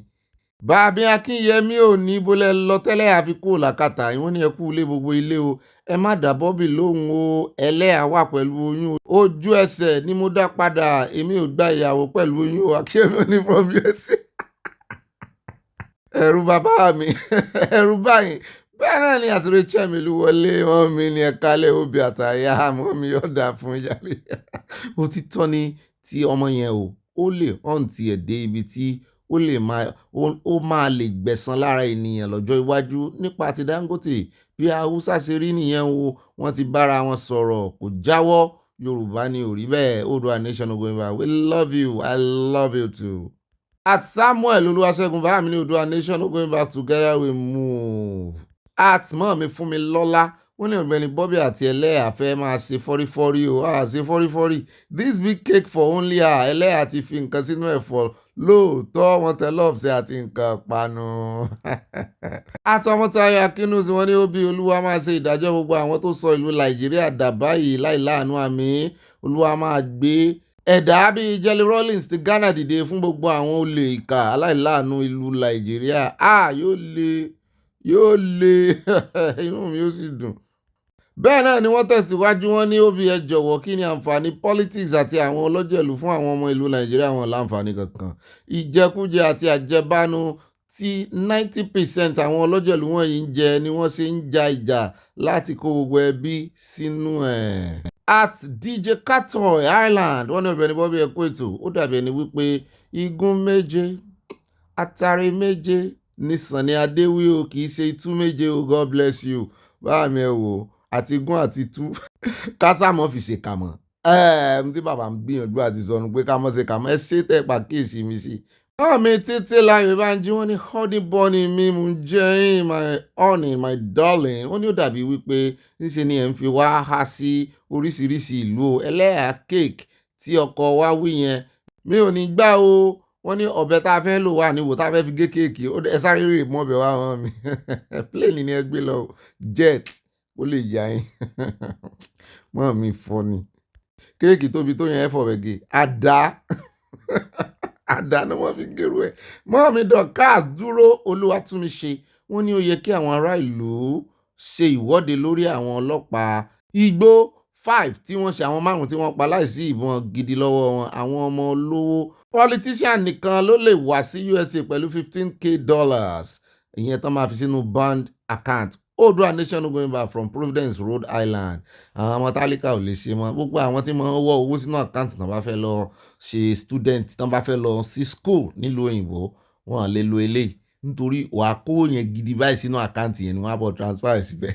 bẹ́ẹ̀ náà ni at ọmọlẹ́wà Adésọlá mọ́ mi dáadáa wọ́n ní a dúpẹ́ lọ́wọ́ Ọlọ́run fún iṣẹ́ tí ó ń ṣe láàrin wa láti ọwọ́ our own Ọ̀gbẹ́ni Bobby látọwọ́ gbogbo àwọn mi the Lord will continue to strengthen you in Jesus' name amen. God bless you ma. Mami mo ti dọ́dọ̀ yín. Wọ́n ní ibà Yape. Wike has seen the handwriting boldly written on the wall that his political burial is imminent. Bẹ́ẹ̀ ni ó súnmọ́ tòsí. Just breathing his last breath. Lost grip of power in Rivers. At Mami wọ́n ní ibà rere ló pé ìka òsùnwọ̀n Dangote tí ọwọ́ rẹ̀ kò mọ́. Kò lè prosecute Farouk tí ọwọ́ rẹ̀ dọ̀tí ṣe pé ọwọ́ àwọn méjèèjì ó jọ dọ̀tí ni. A ò lè fi ẹ̀rọ fọ̀fọ́ àbàwọ́n kó mọ́ láíláí same thing ni wọ́n mọ̀ mí. Happiest distinguished marshal HDM. Wọ́n mi tún wọ́n ti coin acronyms kan jáde mẹ́wọ̀n èmi ní HDM àyà kúndùsì rẹ o mọ́ mi àyà náà gbé fún yín lẹ́gbẹ̀ẹ́ kan bí God bless you man. Ẹjẹ́ àdọ́dọ̀ mọ́ mi Fasat Garba wọ́n ní ibà fi wọ́n pa wẹ̀lẹ́ bẹ́ẹ̀ ni kí olódòdó gbé ẹsẹ̀ kúrò lórí àkáǹtì Sunday Igboho kí wọ́n dẹ̀ fún láàyè láti rìn bó ṣe wù ní orílẹ̀-èdè bàbá rẹ̀ nítorí pé kì í ṣe ọ̀daràn Ọlọ́run bá ṣe rẹ̀ lọ Ọlọ́run ni ó ṣe ẹ mọ́ gbójúlé ẹ mọ́ jẹ́ agbójúlé yẹn kankan o ní agbójú olùkùnlé ò jẹ́ ní agbá gba àwọn tá a rò pé a nílẹ́yìn irọ́ ni o wọ́n ṣe rí tí wọ́n kó lọ́dọ̀ olódodo nọ́mbà kiri o. Bá mi Fẹ́mi Bọ́sẹ̀dé wọ́n ní ibà ó doríkodò àdán doríkodò òun wò sí ẹyẹ o àyà doríkodò òun wò ìṣe bàbá Ọbásanjọ́ wọ́n fi nǹkan panu ránṣẹ́ àyà orógo wọ́n ti sọ fún wọn pé ìwọ ló ṣe tí kọ́mẹ́ǹtì fi doríkodò ibà Fẹ́mi lóye MD USA bá ń kí mọ́ mi o. Ẹnìkan ṣoṣo tí ò fún wọn ìyàwó mi fẹ́ nu ó ga lára yín. Bẹ́ẹ̀ náà ni ẹjẹ́ àdọ́dọ̀ ọmọ mi Yẹmígè wọ́n ní ẹjọ́ ń bẹ lọ́rùn o ààrò jáǹtẹ̀rẹ̀ Ọlọ́run kò sùúrù abájọ tí Jésù bẹ̀rẹ̀ wípé ǹjẹ́ èmi yóò bá ìgbàgbọ́ láyé mo bá padà dé ṣùgbọ́n kò sẹ́ni tó dá lóhùn ó ga o wọ́n àti ìdá lóńdó ni. At Florence Alade wọ́n ní ọdún àṣírí títú lọ́dún yìí fún àwọn ìránṣẹ́ Ọlọ́run bẹ́ẹ̀ náà ni kó jọ kó bá rántí fi ṣe ọjọ́ ìdájọ́ ọjọ́ ẹ̀san fún àwọn amúṣùṣèkà mọ́mí lùjẹ̀sà mọ́mí Elizabeth oyè ní àmútidọ́dọ̀ orin o wọ́n ní Ọ̀gbẹ́ni Bobby rẹ̀ ibà ẹṣẹ́ eré ibà kà síwájú ibà fi wọ́n pa wẹ̀ẹ́dẹ́ àti wẹ́dẹ́wẹ́dẹ́ yóò máa ju àṣẹ àmì o wọ́n tẹ́ love here from Texas Odua nation no going back ẹ̀bà ń kí dádì. Bẹ́ẹ̀ náà ni bá mi orí ọlá orí ìsọ́n ní àyà kò sí nǹkan tí a lè ṣe sí ọ̀rọ̀ ìjọba Nàìjíríà ìtorí bó ṣe yé mi sí ni wípé tí o kò bá mọ irọ́ pa o ò ní lè bá wọn ṣiṣẹ́ àti wípé àwọn ọlọ́pàá wọ́n kọ́ irọ́ wọn iṣẹ́ wọn ní àjọ ojoojúmọ́ sì jẹ́ dandan fún wọn Riola Oris from Dallas Texas kán lè meet up àbí wọ́n sì ń gba sálárì èyí tó yẹ kíjọba fi kún sálárì wọn torí sálárì wọn kéré o. Bẹ́ẹ̀ náà ni Alhaja Modina Solomon mọ́ mi dáadáa wọ́n ní we need to know about Adetohun o nothing must happen to her o kò sí nǹkan kan Adetohun just Adetohun mọ̀ ni ẹ̀rù ń bá àwọn tó ń bá a fà gan. At Evangelist Dorcas jáde sọ́lá wọn ní ibà ọkọ̀ ẹlẹ́hà òtútù náà á bá wa lára mu o kò ní gbòdì lára yín àmì o wọ́n tẹ love sí mi wọ́n rẹ́rìn músẹ́ wọ́n fi nǹkan panu ránṣẹ́ láti Houston Texas mo gbọ́ wípé Houston tiẹ̀ pé normal weather lè ń gbádùn bẹ́ẹ̀ ṣé kì í ṣòtútù rárá ní Houston ni. Mọ́mí Modina Solomon wọ́n ní pàdé òṣìkà máa ṣìkà ìkà àpò níkà o good music of olden days Sunny Ade music bàbá ẹlẹ́sìn ní Bàrígà lè ń ké sùn. ọlọ́njọ́ kó lọ́ra ẹ̀mí wọn fún wa síwájú. bá mi rí ọlọ́run wọn ní òbí ẹ jẹ́ ká sọ òtítọ́ nígbà tí àyà ti jẹ nínú ẹ̀fọ́ wọ̀ọ̀rọ̀wọ̀ tí ẹlẹ́à ṣe fún òbí níjẹta ló jẹ́ kí mẹ́sẹ̀gì lórí kodò àbòsí yín náà ní orí ọlọ́run from Dallas, Texas. ẹ̀gbọ́n tí mọ́ mi Yẹmí Ìgè sọ àbòsí àwọn tá à ń sàbòsí pọ̀ lórí ìkànnì yìí o. At Evangelist Dorcas Jádesọ́lá mọ́ mi mo tún ti pàdé yín bí wọ́n ní sí chọ́ọ̀chì ni wọ́n ti máa sọ ẹ̀yin àti ẹlẹ́yà pọ̀ àbí ẹ tẹ̀lé ẹlẹ́yà lọ sí mọ́sálásí ẹ wò ó everywhere á ṣe ṣọ́ọ̀ṣì á ṣe mọ́sálásí. In fact àwọn oníṣẹ̀ṣẹ̀ bá tún invite wa ń lọ bẹ̀ ẹ jọ ẹ pè wá ká wá gbé borùn láti Eastern Texas. Atolutoyin Yewande Lawal mọ́ mi dáadáa yọ ni o wọ́n ní it is called trauma. Ọ̀gbẹ́ni Bobby they will all need psychology therapy. Nigeria is such a sad place. I feel for those children. ẹ ṣeun ṣeun. bẹ́ẹ̀ náà ni mọ́mí Abọ́láńlé Ògúndọ́là wọ́n ní ó bì ojú ló ń kan yín o irú kéèkì tá a máa fi ṣe ìgbéyàwó wa ní October tó ń bọ̀ yìí nìyẹn òótọ́ mọ̀ ni ẹ mọ̀ ní October ní ẹ̀kọ́ àyálẹ̀ tẹ́wàá fẹ́ mi. ayé agbọ́ ọ̀run àmọ́ KSC Adéníyì ló kọ orin yẹn o ní 1970s love from Mama Dollar I love you too mami. Atadedoyin Clement wọ́n ní Ọ̀gbẹ́ni Bobby ṣe ló yẹ kí President Tinubu kan yọ Wike nípò mínísítà báyìí kó tó pẹ́ jù o. Watching from USA wọ́n ti love sí akọ́lọ́njẹ́ kan gbọ́ o kọ́lọ́njẹ́ kan yọ wá ààrẹ ò ní fẹ́ yọ wọ́n á fẹ́ pẹ̀tù sáà méjèèjì nínú náà ni ṣùgbọ́n èwo ló wúlò jù fún olódòdẹ náà méjèèjì ń jọ bí ẹni pé Wike ni o. mọ́ mi Yẹmí Ìgè mo ti dọ́dọ̀ yín o ẹ mọ̀ gbọ́ o wọ́n fi mí ṣàbòsí o wọ́n ní èmi náà ṣàkíyèsí pé àdán doríkodò mò ń wò ó pé bóyá New Year New Resolution ni wọ́n tẹ lọ́ọ̀fù sí a ṣé ẹgbọ́n tí wọ́n Yẹmí Ìgè sọ New Year New Resolution ni gọ́ọ̀mẹ̀ntì tó lórí kodò tó bá yá ẹ ni mò ń ṣàwòsí ara ta ni mo ti wá kábòsí nísìn ẹ mọ̀ gbọ́ gọ́ọ̀mẹ̀ntì tẹ̀sí dorí kodò ẹ ní New Year Resolution ni àyà bá ń dorí fóònù ìkodò jẹ́ ń ka mẹ́sẹ̀gì wọn bó ṣe dorí kodò ẹ jẹ́ á lọ tààrà sọ́dọ̀ Àtọ̀lábísí Adéjùmọ̀bí wọ́n ní Ọ̀gbẹ́ni Bobby ẹ kú ìjọ mẹ́ta ọmọ mi ẹ kú ọjọ́ mẹ́sàn-án.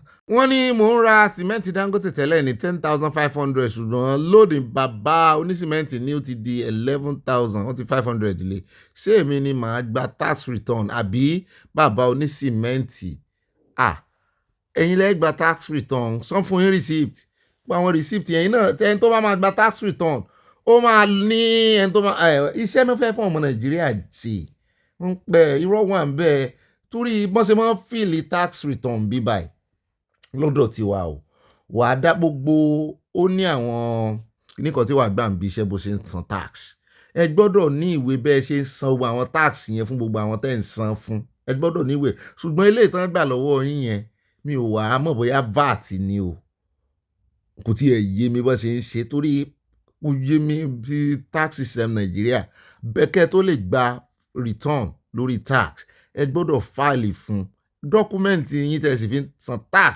ẹ gbọ́dọ̀ kó lọ ilé tẹ́ wá san fún bàbá onísìmẹ́ǹtì tán bá fún yín ní receipt kan àbí tó jẹ́ wípé kì í ṣe inú àkáǹtì direct náà san sí ṣe rí ọ̀pọ̀lọpọ̀ receipt gan àwọn onítàxì àkóbára wọn Nàìjíríà torí àwọn èèyàn lè mọ̀ ṣe olúwọlé receipt o transaction tí ò ṣẹlẹ̀ tán wá lọ fi claim tax Nàìjíríà ò ti mọ̀ kankan wọ́n ní data wọn ń ṣe tax.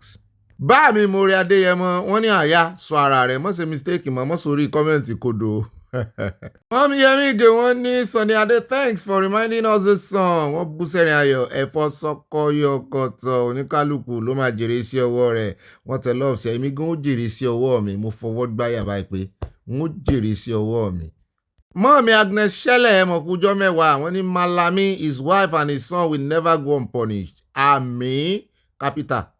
mọ́ọ̀mí Olúṣọlá Adébáyọ̀ wọ́n náà fẹ́ gbé nǹkan kan sí alétí nọ́mbà 2 ni mo rí o kọ́mẹ́ǹtì yín nọ́mbà 1 ńkọ́ wọ́n ní we enjoy the tenure of the late Shehu of Borno El Kanemi awọnú ara gan ni ò ṣe lóòótọ́ I was born and bred in Maiduguri and I'm 73 years old I will explain later when chanced òní kò sì sọ o ṣé pé òní ò sì sọ pé Yorùbá àti Kànúrì wọnú ara wọn ni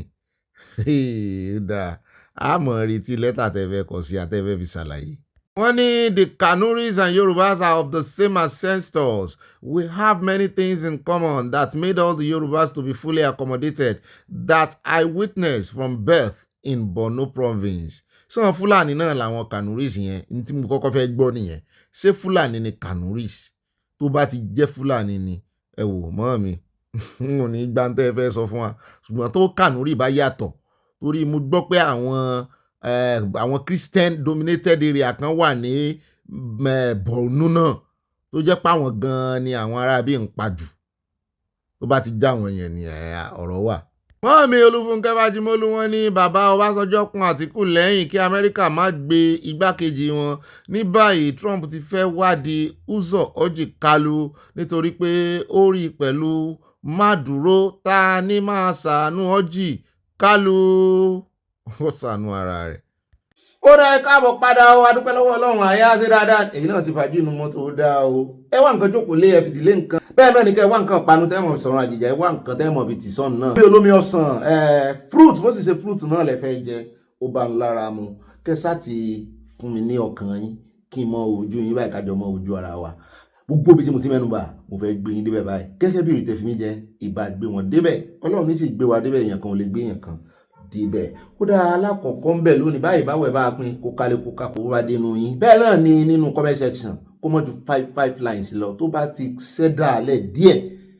In fact kò jẹ́ ẹ̀bùn gift tẹ́ sẹ́ndì sí a lórí kínní. Bóyá ẹ sẹ́ndì búrẹ́dì níbi bàbá wa só ti wá tàbí ẹ sẹ́ndì love tó bá ti ṣẹ́dá alẹ́ sórí 6 line. Ẹ rí pa lò a fẹ́ mú òfin ṣẹ. So nídìí èyí gbogbo wa lòfin mú àtẹ̀yìntẹ̀ nǹkan kọ́mẹ́ǹtì àti moderator ti moderate ẹ̀.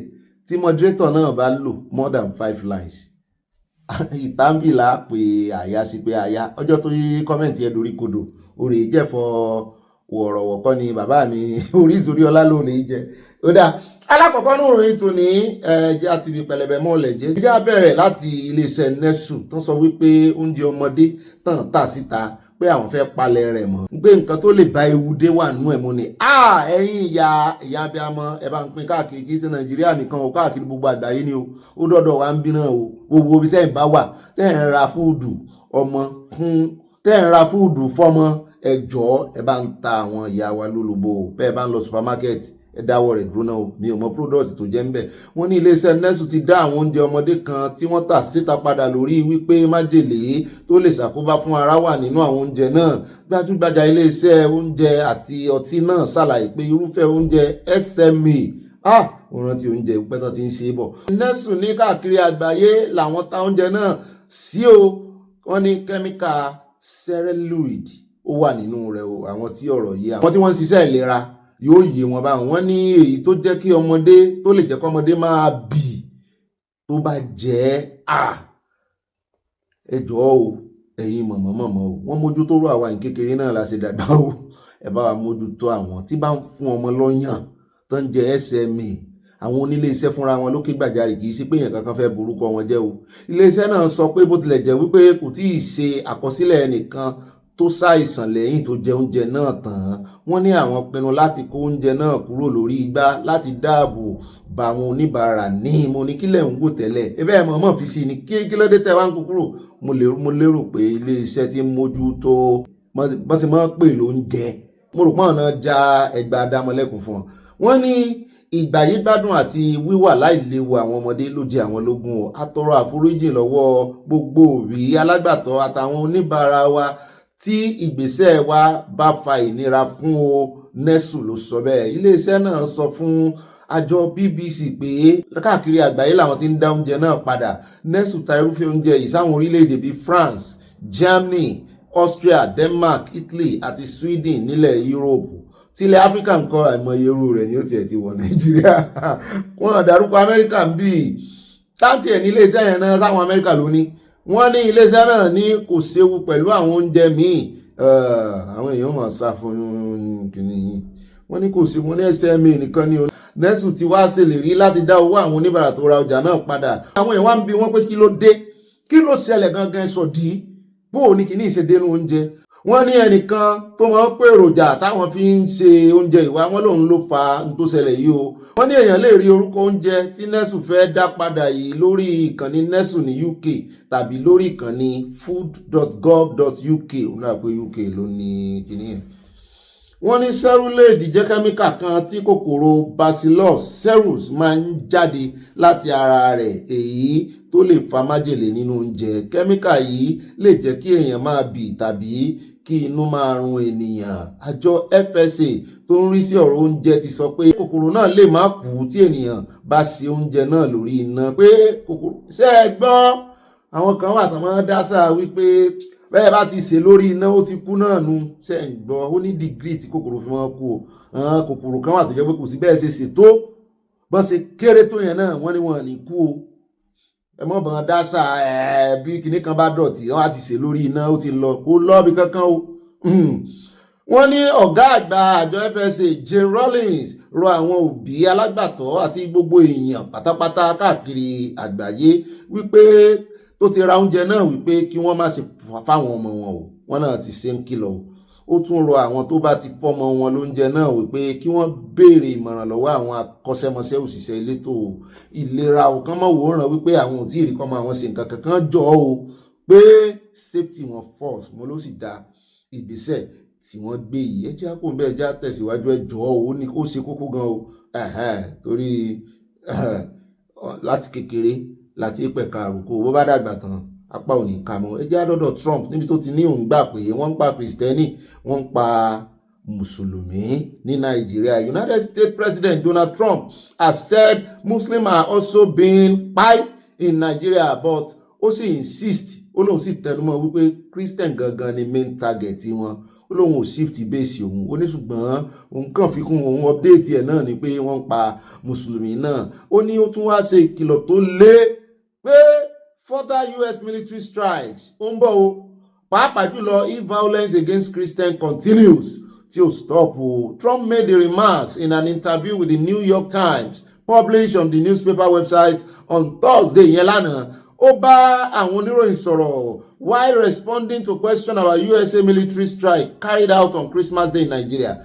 At the time, the US military said it concluded the strike against Islamic State militants in northwest Nigeria at the request of the Nigerian government. Nigeria authority described the strike as a joint operation. I'd love to make it a one-time strike, but if they continue to buy Christian, it will be a many-time strike. One-time strike, Igbo. Àwọn eléyìí ò dáwọ́ dúró. Wọ́n pa àwọn èèyàn, wọ́n pa àwọn Kristẹni. Ebi ní ìjọ́wọ́ náà sì sọ náà ní kí gbogbo Kristẹni wá gba kó wọ́n ká wá wẹ̀ wọ́n ká. Ìyẹn àwọn Boko Haram àwọn ISWAP pé táwọn bá ti wẹ̀ wọ́n ká báwọn ó pọn ni.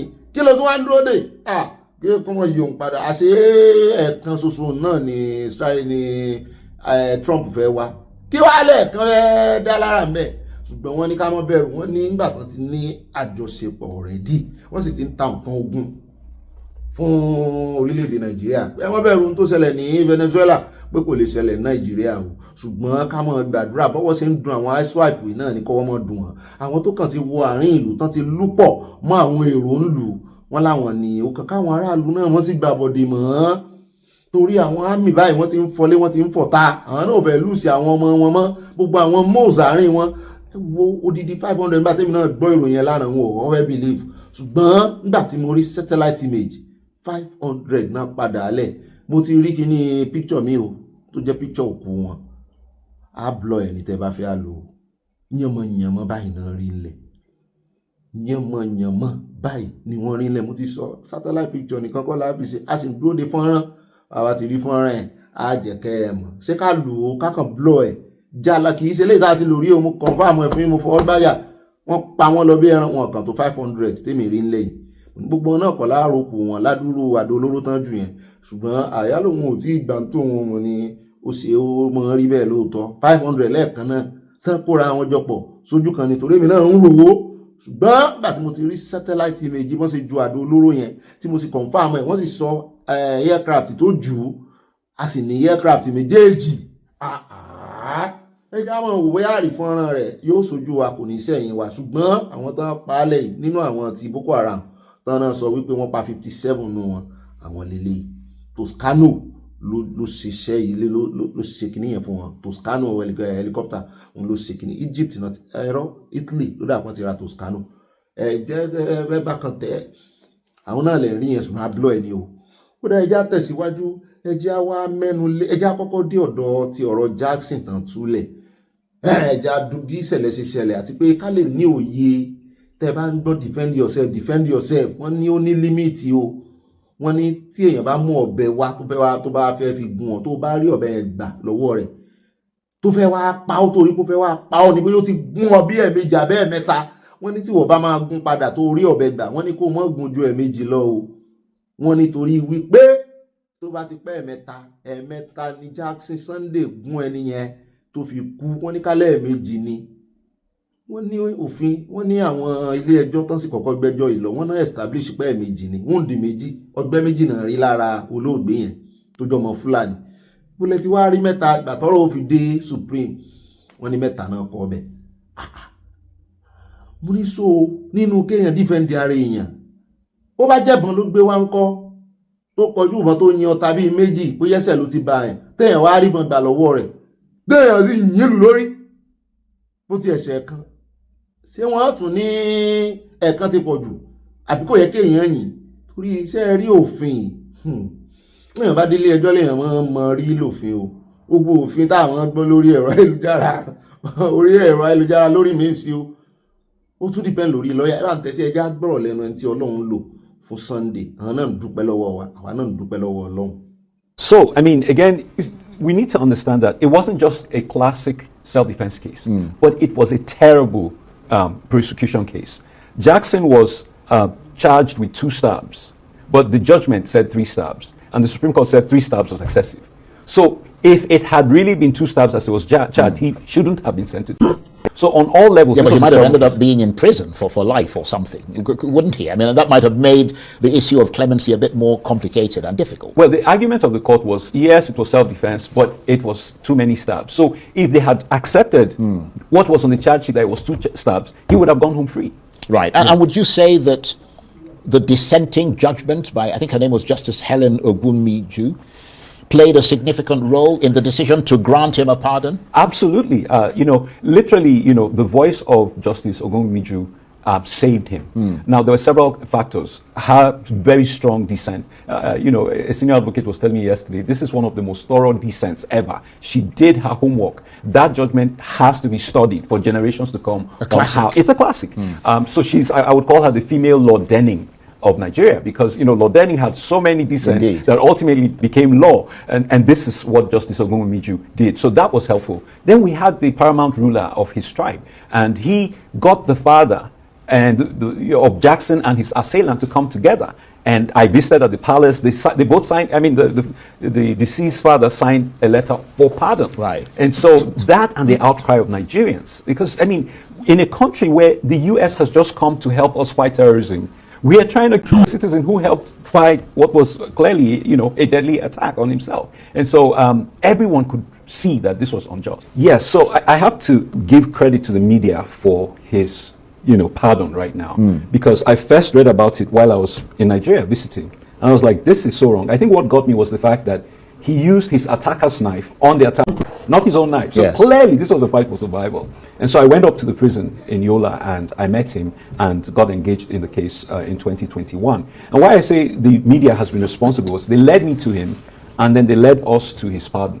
And I know that you don't want to get any credit, but your show on the day of that judgment in March 7th, just really spiraled and escalated this up. By the following week when I walked into Washington, a lawyer in Washington, in Congress, came up to me and said he had watched it and it had garnered 70,000 views. Right. So that helped to really bring this to the... Ó dẹ̀ káàbọ̀ padà àwọn ìròyìn méjì tó ṣe gbàǹkọ̀ bí ìròyìn méjì tó kù náà rèé. Ẹ jẹ́ àkọ́kọ́ mú látòrí ti Wike ká tó lọ sórí ti Malami. Mo fẹ́ fẹ́ ti Malami yẹn lójú dáadáa. Ẹ jẹ́ àmú látòrí ti Wike, ẹ máa fọkàn gbàdúrà nú ẹ̀mí o pé Malami ò ní bọ́ ńbẹ̀, Malami ò ní bọ́ ńbẹ̀, torí ó ń gan fúnra rẹ̀ ní ìsìn ó ti ń dìlé bẹ́ẹ̀lì ẹ̀ torí ó ti mọ̀ kàn fẹ́ tún gbé, wọ́n fẹ́ ṣe tún mi gbé fún irú ilé tí mo fẹ́ ṣe fẹ́lẹ́ wọ́n fẹ́ ṣe tún mi gbé fún. Wọ́n ní àwọn ẹgbẹ́ APC wọ́n ní ó dáa bọ́n ṣe sọ̀rọ̀ sókè.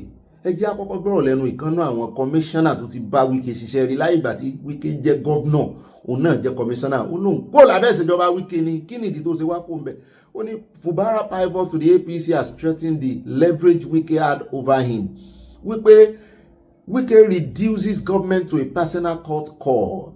Pé Wike reduces governance to a personal court. Pé ó ti sọ di ẹgbẹ́ òkùnkùn. Pé kò sí orí bẹ́ẹ̀. Pé nígbà tó ń jẹ́ kọmíṣánná lábẹ́ ìṣèjọba rẹ̀ pé òun sáré tètè òun resign ní ó nítorí wípé wàhálà rẹ̀ ti pọ̀ jù kò sì stable. Ó ní máa ń gbọ̀n jolojolo bí ewé orí omi ni. Mo ní lóòótọ́ ni a rí ẹ̀bá ń tẹ̀sí ilé agbára ṣùgbọ́n nínú kóòtù tán ló fi ṣe báyìí oúnjẹ bẹ́ẹ̀ ni pé ọmọ rẹ̀ náà jẹ́ olórí níbẹ̀ o ọmọ yẹn náà mo rò pé wọ́n ti jọ sọ̀rọ̀ ọmọ yẹn ti ní mọ́ jó lọ bàbá mi mò ń wẹ̀yìn rẹ̀ gbogbo ibi tó bá jó dé àjọrin bẹ́ẹ̀ ni ọmọ yẹn náà níwà bíi tiẹ̀ mo ṣe ń wò ẹ̀bá ń tẹ̀sí ẹja gbọ̀ lẹ́nu arákùnrin bá bá padà dé ká tẹ̀ iwájú. You know, Governor Simfobada's pivot to the APC over 3 weeks ago has kind of threatened the calculus of power in Rivers State. You know, in the past 2 weeks or so, the FCT Minister, Nyesom Wike, has been going from local government area to another local government area, threatening the government of Rivers State, even insulting the leadership structures of the APC. At some point, he even accused some senior leaders in the Tinubu administration of going to Rivers State to literally accept, take money or the bribes also from the Rivers State government. So what I think is happening is that the defection of the governor has obviously threatened the original leverage, you know, that the Wike camp had over the governor, and they are finding a way to look for a way of asserting what they thought might be, you know, a threat to their leverage. But the regret, Charles, is that it is the state ultimately that suffers from this kind of instability. Nyesom Wike has been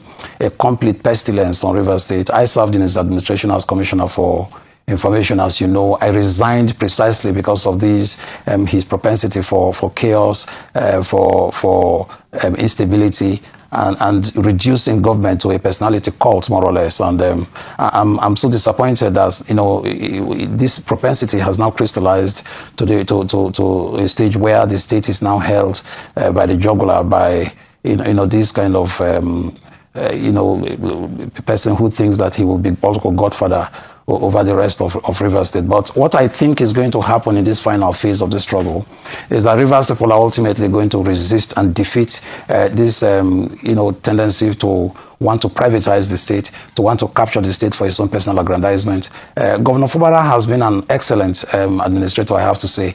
You know, he's spending money, building people's capacity, lifting communities out of poverty. Money you would have expected that he would have diverted to political godfathers are now being spent in critical sectors such as education, where he's completely transforming the sector, in health, where almost all the, you know, tertiary healthcare systems are revived. 122 you know, primary healthcare centers spread across the 23 local government areas. There is a total transformation happening on a sector by sector basis, and this has endeared the governor to the people of the state. Now there is a strong likelihood that he may be seeking a second time to expand his legacy and to consolidate his achievements for the benefit of all. And this will mean that there is going to be, you know, a reduction of Nyesom Wike's influence. So what you see as an impeachment move is an attempt to try to reassert what it considered to be their leverage against the governor. Ó ní ẹ̀ka àbọ̀ padà lórí ọ̀rọ̀ Wike náà sì ní ẹjẹ́ wá lọ sílé ìgbìmọ̀ asòfin ẹni tó jẹ́ agbẹnusọ wọn níbi tó ti ń sọ wípé Wike kọ́ ló rán àwọn níṣẹ́ o, àwọn làwọn rán ara àwọn o, pé ìdí tí àwọn ò fi gba 100k owó kérésìmesì ọdún tí Fubara tó fi sọwọ́ ránṣẹ́ sáwọn wípé àwọn fẹ́ fi ṣe ìjẹ fúnni, ìjẹ tí wọ́n máa ń lò fún ẹja, wọ́n máa ń fi sí ẹnu hook tí ẹja rò pé òun fẹ́ jẹ ẹja ni tí ò ní mọ̀ pé wọ́n fẹ́ gbé òun ni ó náà fẹ́ gbé àwọn fẹ́ tì dẹ́wọ̀n àwọn fẹ́ sìn dẹ́wọ̀n báyìí kán sì tì kán fi kọ́kọ́rọ́ sápò kán sì padà ó ní táwọn fẹ́ ṣe fún Fubara nìyẹn. Ó ní gbogbo ìgbésẹ̀ rẹ̀ pátápátá ló wàrántì kí wọ́n impeach ẹ̀. Ẹ jẹ́ agbọ́rọ̀ lẹ́nu agbẹnusọ wọn bẹ́nu rẹ̀ ṣe ń jó ròbòròbò àmọ́ sọ̀rọ̀ àmọ́ dá láàrin àwa náà mọ̀ sọ̀rọ̀ sí láàrin. He's joining us virtually live. Thank you so much, Honorable, for joining us tonight on the program. Honorable Doctor, please. Oh, yeah, PhD, isn't it? Thank you, doctor. sir. Oh, you're a medical doctor? Thank you for having me. Are you a medical doctor or a PhD? No. I hold a PhD, sir. Oh, that's good. In political science and public administration. Fantastic, yeah. So let's take you to the terrain you know too well. First and foremost, is this a political witch hunt or what? We've seen this happen less than a year, and we thought that all has been resolved. Some of you even left your PDP and you moved to the APC. What exactly is going on? First of all, it is irresponsible and very, very reprehensible for anyone to assume or assert that the impeachment move that we have done in accordance with Section 180 of the Constitution is political. There is nothing we have said in this impeachment that Nigerians do not know. The governor is in breach of numerous aspects of the Constitution. In breach of Section 125, which says there must be 125 and 126 that provides for an Auditor General of the state and then audited accounts of the state. Since the inception of this administration, the law says audited accounts must be presented to the House of Assembly. It has never been done. I challenge anyone to show me proof that that has been done. The governor is in breach of Section 192, which says that commissioners' nominations must be sent to the House of Assembly, and the House of Assembly shall screen and approve for the governor. The governor is running ministries with friends who were never appointed or sworn in, and then they allow the permanent secretaries to sign. The governor is in breach of the River State Fiscal Responsibility Law, which says that there must be a medium-term expenditure framework upon which the budget of the state must be built. Since the inception of this administration, there has never been a budget. We never had a budget for 2024, we never had for 2025, 2026, we still do not have. The question I want to ask is that, who is going to take responsibility for the public funds that are being spent?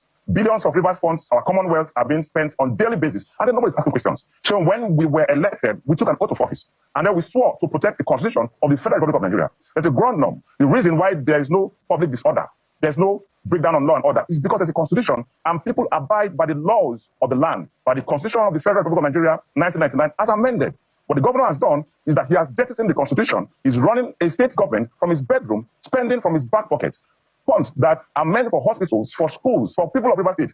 Since the removal of subsidy, our allocations have tripled, but the people are not feeling it. People keep saying the presidency is not doing anything. But who has asked, what are we doing with River State funds?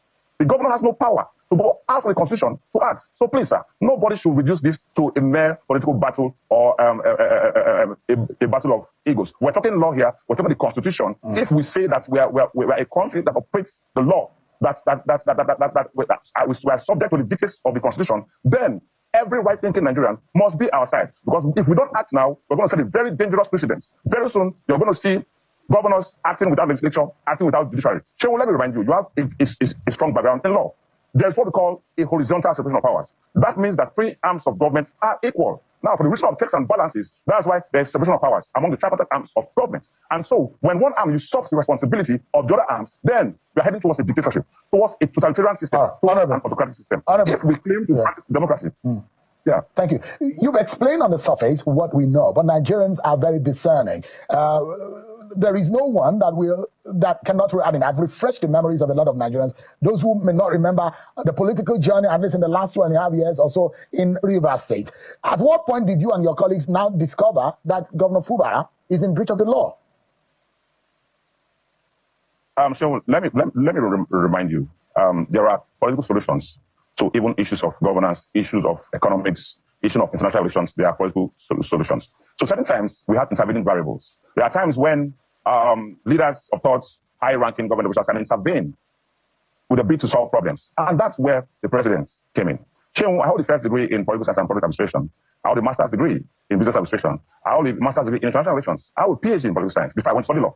In all of my studying, most of my work life, I was a banker. I have never seen such recklessness. The president came the first time, intervened, and the governor said it was a mere political solution. That was his own word. Every term of the agreement, he went against. That was a political solution to a constitutional problem. The second time, the president intervened again. Let me tell you something, Shehu. During the state of emergency, the president sent the administrator of the administrator to interface with the House of Assembly and say, look, guys, we don't want problems anymore. The whole essence behind the state of emergency will be defeated if at the end of this emergency, we don't have a functional government. So please, can you guys go back and reconcile with the governor so that after this, we can have a functional system, all three arms of government functioning optimally. And then the members of the House of Assembly told Abbas, that was the first and only time I sat with Abbas, that, sir, go back and tell the president, we love him, we respect him. We have a good relationship with him, we're going to work with him. But if he brings Sin Fubara back, all 27 of us will resign. Let him run the governor. Let all the governments, let it be a sole administrator. No problems.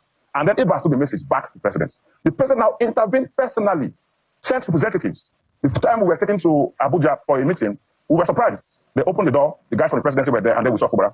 Almost all the members got angry and walked out. But the minister of FCT walked in and locked us in and said, this is the last day of this thing. We must settle. Those are political intervening variables. And so when you have such interventions, sometimes you are allowed to relax certain rules. Now, the state of emergency did not come to erase the sins of the past. If the entire essence of the state of emergency has been defeated, if this recalcitrance, this incorrigibility cannot be solved, if this recidivist nature cannot be healed, then what are we talking about?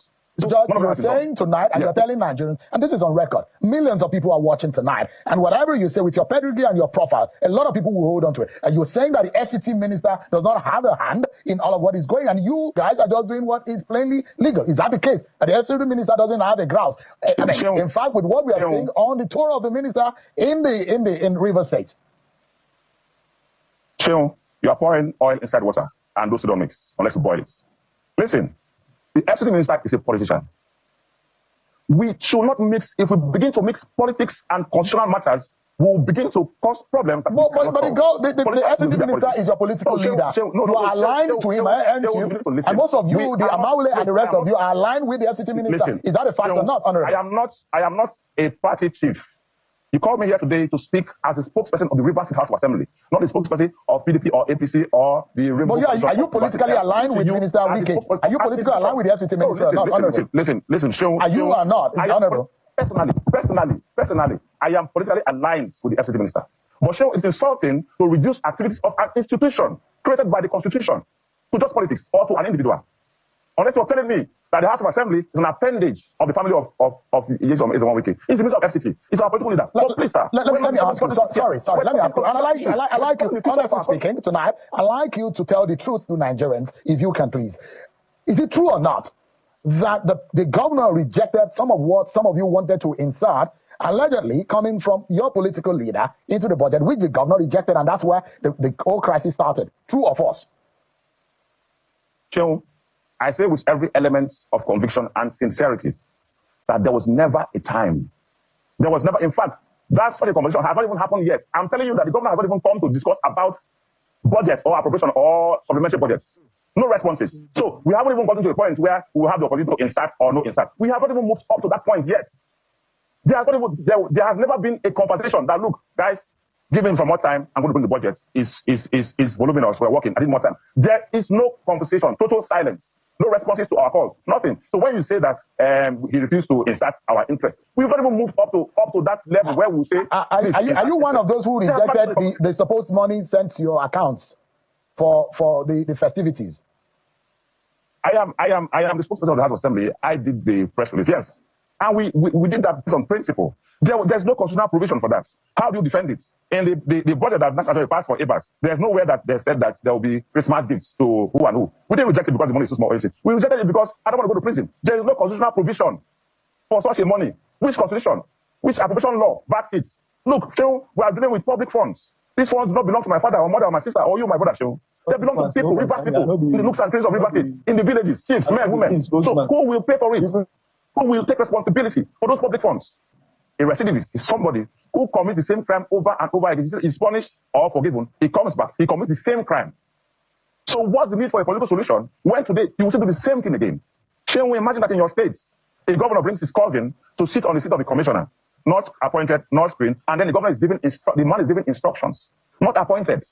So imagine that the governor wakes up, spend public funds as though they were his personal money. So you are saying, Honorable, my question is that are you seeing this to the very end? Because I imagine that President Bola Tinubu, although he's not in the country, he comes back, the political leader of your party, comes and says, oh, you guys, stop that. That will happen. As the leader of your party, wouldn't you guys stop? Sheon, the president is a human being who feels like you, who smells like you, who has senses. I'm sure the president, wherever he is, will be very insulted. The first time the president intervened, he was insulted. They said it was a political solution that was not binding.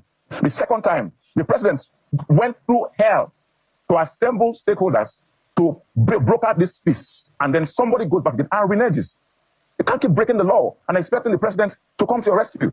The governor was out there bragging that we should not worry. Whenever he's ready, the president will give us instruction to pass his budget for him. I mean, that's insulting to the president. Ó dáa àfẹ́pẹ́ mọ́ wọ́n ti yọ ohun tí èmi rí inú ọ̀rọ̀ ni pé wọ́n ti yọ ọwọ́ Wike, wọ́n ti Wike sẹ́gbẹ̀ẹ́ láti ìgbà tí àárín Olódòdẹ àti Fubara tí ó ti gúnrégé, wọ́n ti fi Wike sẹ́gbẹ̀ẹ́ kan. N tó mú Fubara mọ́ lọ bragado fún wọn wípé gbogbo ìgbésẹ̀ tó wọ́n bá gbé Olódòdẹ ni ó sọ fún wọn. Olódòdẹ ní àwọn jọ ń ṣe nǹkan pọ̀, òun ò lọ́wọ́ ń bẹ̀. ó sì mọ ó tiẹ̀ lọ sí ọ̀dọ̀ olódòdè lẹ́nu ọjọ́ mẹ́ta yìí kí wàá ní gàràgàrà kí ló dé tẹ̀ lè retí nǹkan lọ́dọ̀ olódòdè kẹ́ ẹ retí ọ̀rọ̀ látọ̀dọ̀ olódòdè ẹ sì tún ti catapult ẹ tún ti wà lábẹ́ umbrella politics àwọn èèyàn wá ń sọ wọ́n ní wọ́n ń parọ́ tanra wọn ni wọ́n ní ẹ̀ṣẹ̀ àtijọ́ náà fẹ́ fi wọ́n mọ̀ bí Fubara léèrè lórí ẹ̀ṣẹ̀ àtijọ́ ńgbà táwọn náà wà nú ẹgbẹ́ PDP wọ́n ní the only thing tó lè mú wọn padà sẹ́yìn tí ẹ̀sùn tó fi kan Fubara lọ́jọ́ sí tó fi lè múlẹ̀ ní wípé kán padà sínú ẹgbẹ́ PDP mú ní sọ wá ṣeé ṣe láti inú ẹgbẹ́ PDP náà ti ń bọ̀ kò sáàyè wọn ń bẹ̀ mọ́ wọ́n ti wọnú ẹgbẹ́ APC abẹ́ Fubara náà wà sí leader ṣùgbọ́n wọ́n láwọn ò ní mí sí politics mọ́ governance múlẹ̀ tanra yín mo ní ẹgbẹ́ yín ní ṣèjọba ẹgbẹ́ APC ní ọ̀pọ̀lọpọ̀ yín náà wà ẹ jẹ́ wá wò bóyá ẹgbẹ́ PDP àwọn tó kù nínú ẹgbẹ́ PDP bóyá ni wọ́n máa wá gbé Fubara lọ ilé ẹjọ́ àbọ̀n náà máa impeach ẹ̀ ṣùgbọ́n yìí tẹ́ ń pariwo yìí ẹ̀yin ti catapult sínú ẹgbẹ́ APC gbogbo ẹ̀sùn tẹ́ fi kan Fubara nínú ẹgbẹ́ nígbà tẹ́ wà nínú ẹgbẹ́ PDP òtún bá ń tẹ́ni ẹ lè gbé yẹ̀wò mọ́ ẹ lè síwèé kan mọ́ torí ẹ wà relevant. politically nínú ẹgbẹ́ PDP mọ́ APC níyìn abẹ́ umbrella èèyàn kan lẹ sí wa olódòdó láṣẹ wọ́n lè fún yín ní instruction ṣé ti ẹ̀rí wọn kọ́kọ́ pè lóko rẹ̀ ó ní kàn fi doctor sí gbẹmú tí mo kò ní ìgbéraga bẹ́ẹ̀ náà náà tún wá ń bi léèrè lójú àgbàgbé ó sì sọ wípé gbogbo ìgbésẹ̀ tẹ́ ń gbé Wike ò mọ̀ sí abẹ́ ń tanra yín ó ní kò sí nǹkan kan tó kan Wike ń bẹ̀ mú ni gbogbo ayé ló mú òótọ́. ààrẹ ní ọ̀gá mi iṣẹ́ ti gbọ́ interview tí agbẹnusọ ẹgbẹ́ APC ní Rivers State tó ṣe pẹ̀lú Dr. Abati Múnímì tí ì gbọ́ ó ní ẹ̀jẹ̀ àgbọ̀nà ká fi kó ètì ara wọn ká fi náà ràn ná. pé ká fi sí orin Táyé Currency wèrè la fi ń wò wèrè wèrè la fi ń wò wèrè. I want to quickly say good morning, Dr. Abati. Good morning. Let me say this clearly. For those who are in doubt of the resolve of the APC in Rivers State to ensure that the government of the day in Rivers is not destabilized, then let them take this to the bank. That we would not accept, we would not align, we would not also pander to the wishes of any external force anywhere that will attempt to destabilize the government of Rivers State. Given the fact, like we clearly stated in our statement yesterday, that this governor is not just a member of the All Progressive Congress, but as it stands today, is the leader of the All Progressive Congress in Rivers State. Now, you would recall the series of drama, or the drama series that we've been treated to in Rivers State, and that was purely when they were members of the People's Democratic Party. Starting from October 13th, 2023, when the drama began, we believe strongly that this should not dovetail into the APC. The spirit of PDP cannot be transferred into the APC. We are going to resist it, we are going to reject it, and every Frankenstein monster that attempts to destabilize our party and the leadership of the governor of Rivers State in Rivers State will surely be resisted by every legal means possible. Mr. Awujale, this is not an emotional thing.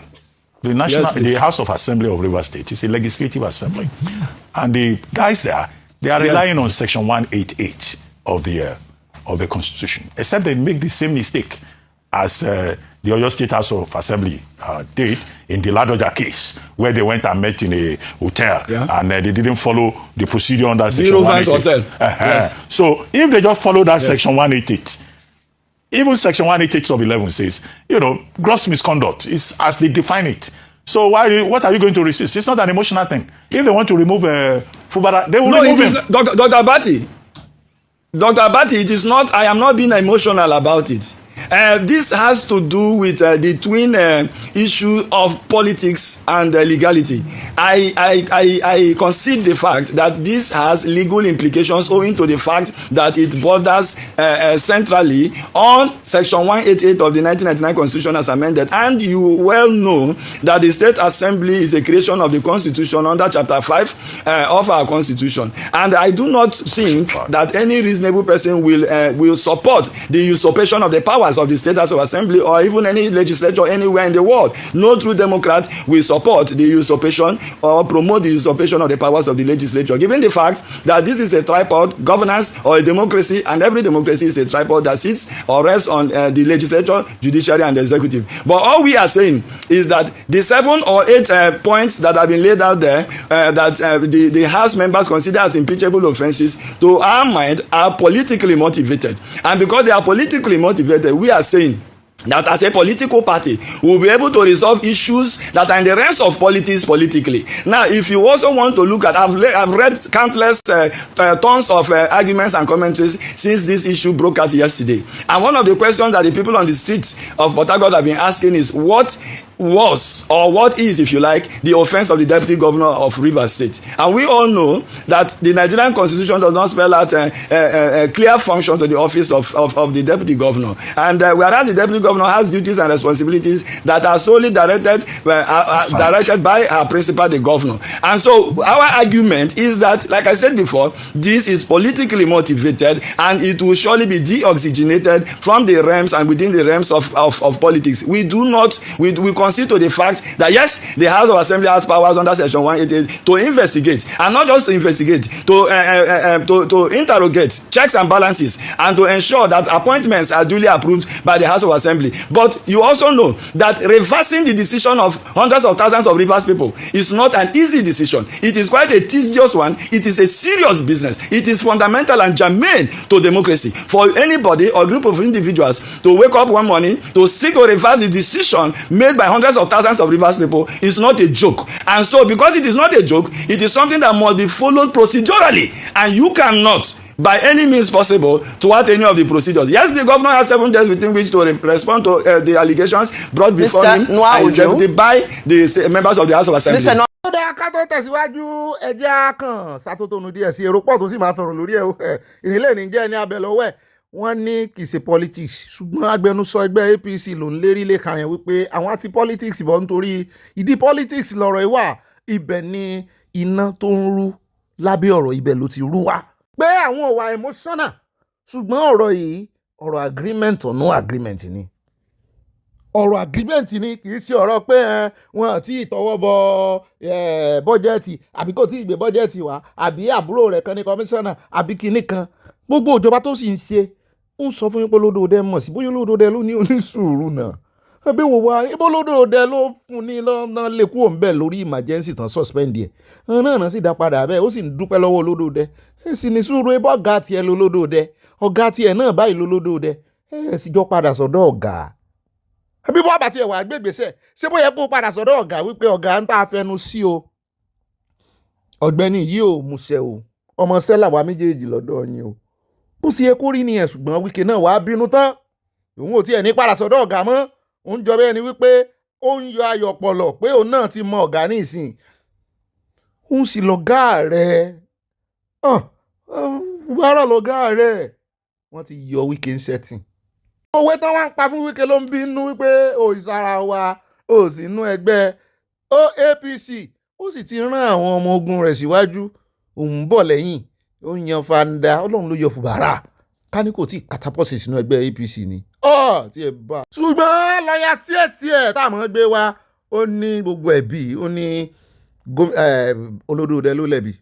Mo ní kí ló dé? Ó ní because wọn bá ti fi Rivers sílẹ̀, kán fi constitution yanjú ọ̀rọ̀ wọn, ṣùgbọ́n nígbà tó ti ń dá sí i.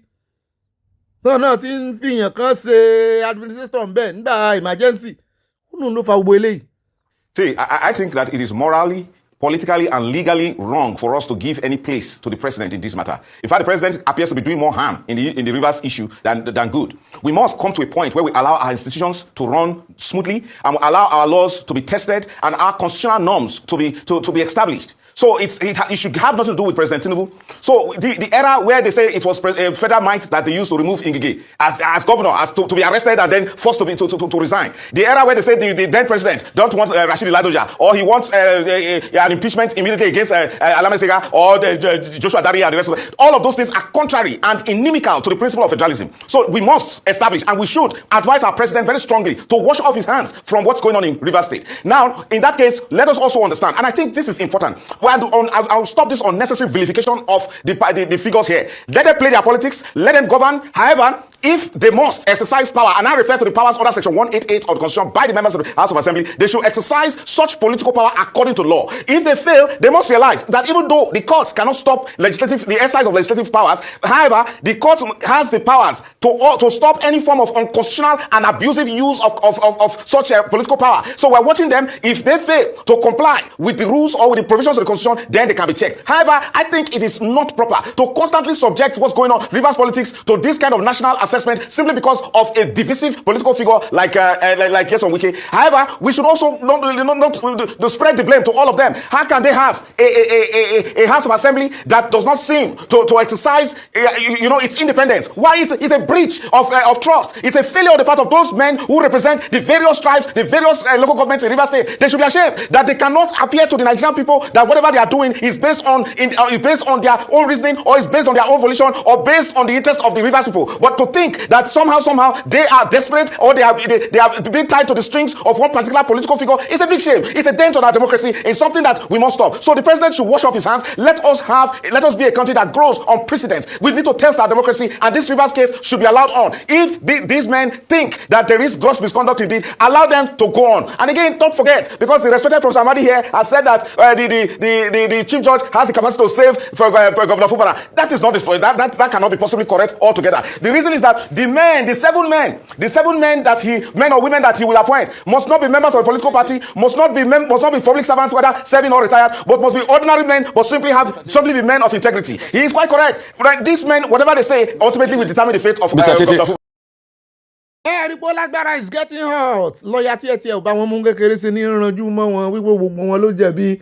Jáàmù níbi tó parí ọ̀rọ̀ rẹ̀ sí ká tó lọ sọ́dọ̀ Dr. Amadi tó rí fáàsì pé àwọn náà sọ pé nítorí pé Chief Justice wọn ní Rivers pé ó gbọ́dọ̀ sọ̀rọ̀ lórí ẹ̀, ó sì gbọ́dọ̀ wo ìwé yẹn, ó sì gbọ́dọ̀ yin àwọn méje wípé kò easy fún Fubara náà bẹ́ẹ̀ yẹn o. Ṣùgbọ́n kí ni ti àwọn ọmọlẹ́gbìmọ̀ aṣòfin náà tán lè dá make decision àfi tán bá gbọ́ látọ̀dọ̀ political figure Wike náà ń bá wí pé káàrẹ Tinubu náà wash his hand gẹ́gẹ́ bí Pontu Pilatu kán fọwọ́ wọn fọ ẹsẹ̀ wọn kán láwọn mọ̀ sí mo ló ti late gbàtà ń sọ fún wọn lálàkọ̀kọ́ mo ló ti late tí wípé àwọn ọmọlẹ́gbìmọ̀ aṣòfin tó ń gbọ́rọ̀ sí Wike lẹ́nu ní ìsìn lòdì sí Fubara tó wọ́n ń pariwo pé kì í ṣe politics làwọn play pé constitution ni ó fẹ́ẹ̀ bá ṣe ń jà ń bẹ̀rùn yín agbẹnusọ lẹ́gbìmọ̀ aṣòfin ṣùgbọ́n nígbà tí ẹ create emergency tẹ́ ẹ suspend Fubara inú gbogbo yín dùn gbà náà kì í ṣe constitution politics lẹ fi suspend ẹ o.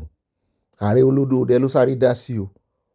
Kò fẹ́ tẹsẹ̀ mọ́lẹ̀, kò tún fẹ́ tàsẹ̀ àgẹ̀rẹ̀ lọ́dọ̀ Ààrẹ Olódòdẹ. Ó ń tijú Ààrẹ Olódòdẹ ìyẹn Fubara, ó ń tijú wọn ni torí ẹ̀ ló ṣe ọ̀rọ̀ agbègbèsẹ̀ òwúwèsẹ̀ tó ń gbé ń gba direction ń gba instruction lọ́dọ̀ wọn, ó sì ní kẹ́yìn náà dúró gba instruction. Ní ilé ìgbọ́rọ̀ lẹ́nu Dr. Amadi mọ́ gbogbo ohun tán sọ náà kò ju lórí ọ̀rọ̀ justice pé justice ìyẹn Chief Justice ìpínlẹ̀ Rivers pé òun ló lè gba Fubara lẹ̀, yóò sì gba alẹ́ àgbà tán láàgbọ́ ọmọ ọ̀lẹ́. ẹ jẹ́ àtẹ̀síwájú àròjọ mùsùlùkùn. ó lè káàbọ̀ padà náà lẹ ti gbọ́ yẹn o. ẹ jẹ́ kó lórí ọ̀rọ̀ tiwọn wà láàgò ní ó pa láìsí wọ́tà ṣùgbọ́n ẹgbẹ́ APC wọ́n ti kàn lábẹ́ fún Wike wípé ò lè lẹ́gbẹ́ àwọn rú o. ọmọ ẹgbẹ́ àwọn ni Fubara whether you like it or not. àwọn tí ń lé tipẹ́ ìwọ gan tó yẹ kó ti darapọ̀ máwọn ò gbà sí àwọn wàá gbèsè wọn tó kì í sọmọ ẹgbẹ́ àwọn lẹ́yìn ni pé wọn náà jókòó kó ọ̀rọ̀ ìwò lóòótọ́ Fọlọ́dọ̀dẹ ní support ṣùgbọ́n àwọn ò lè ṣaláì lọ́wọ́ tèkìtì ní tí ń ṣẹlẹ̀ lẹ́kìtì náà ní ṣẹlẹ̀ ní Rivers ó kàn yẹ pé kò lè tó bẹ́ẹ̀ ni. Fáyọ̀ṣe ọmọ ẹgbẹ́ PDP náà ni ṣùgbọ́n lòun ò bẹ́ẹ̀ òun ò ní support anybody than Olódòdẹ. ọmọ ẹgbẹ́ PDP sì ní lòun ò ní kó nú ẹgbẹ́ bó ti ẹ̀jẹ̀ bá gbọ́ pé wọ́n ti lé ṣùgbọ́n lòun sì wà ń bẹ́ẹ̀ bíi Wike náà ni. nígbà tí yóò sì endorse ẹni tó jẹ́ APC candidate tó jẹ́ gómìnà wọn tó wà ní Oyèbánjí ló endorse, kí ló wá ṣe wọ́n ṣé àwọn ẹgbẹ́ APC wọ́n wá torí wípé Fáyọ̀ṣe òun support Olódòdẹ wọ́n wá ta Oyèbánjí lọ́pọ̀ tàbí kán ta anybody tí ó bá jáwé olúborí inú primaries wọn pé kò possible. ó ti yẹ pé wọ́n ti ṣe primaries ní Rivers ṣùgbọ́n ọmọ ẹgbẹ́ àwọn ni officially àwọn ò lè tà á mọ́ àyà ní ó necessary gan sọ bẹ́ẹ̀ ìta gbangba náà wà. Mo wá níta ni wọ́n lérò pé ààrẹ olódòdó máa gbèsè lẹ́yìn torí lẹ́nu agbẹnusọ yìí ní ìsìn ó ní ká má lérò pé ààrẹ olódòdó máa gbèsè Fubara lẹ́yìn ó nítorí Fubara náà mú agreement iṣẹ́ mo ní agreement ìwèrè wo lẹ́ ń sọ status quo ti yàtọ̀ nígbà tó wà ní ẹgbẹ́ PDP nìyẹn ó ti change ó ti defect ó ti bọ́nu ẹgbẹ́ APC ẹ lọ wo gbọ́ àwọn tí ń defect nínú ẹgbẹ́ APC ṣé là ń gbọ́ pé kété tó bá ti defect báyìí bùkátà wọn bíyànù wọn ní problem mọ́ nìyẹn pẹ̀lú ìjọba kí ló wá dé Fubara ti defect ohun gbogbo ti ohun àtijọ́ ti bá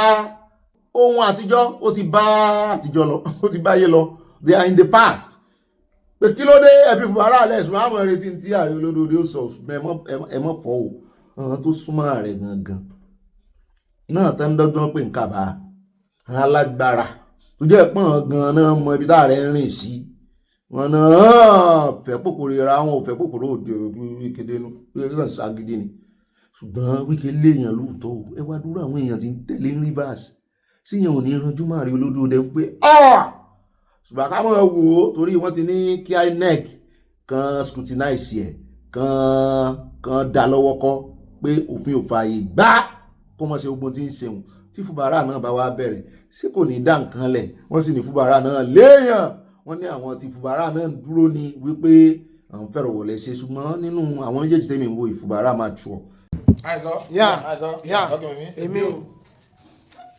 Today being the 8th day of January 2026, the IYC Youth Council condemned in its totality the unwarranted impeachment proceeding initiated against the people governor of Rivers State, the person of Sansimilai Fubara, by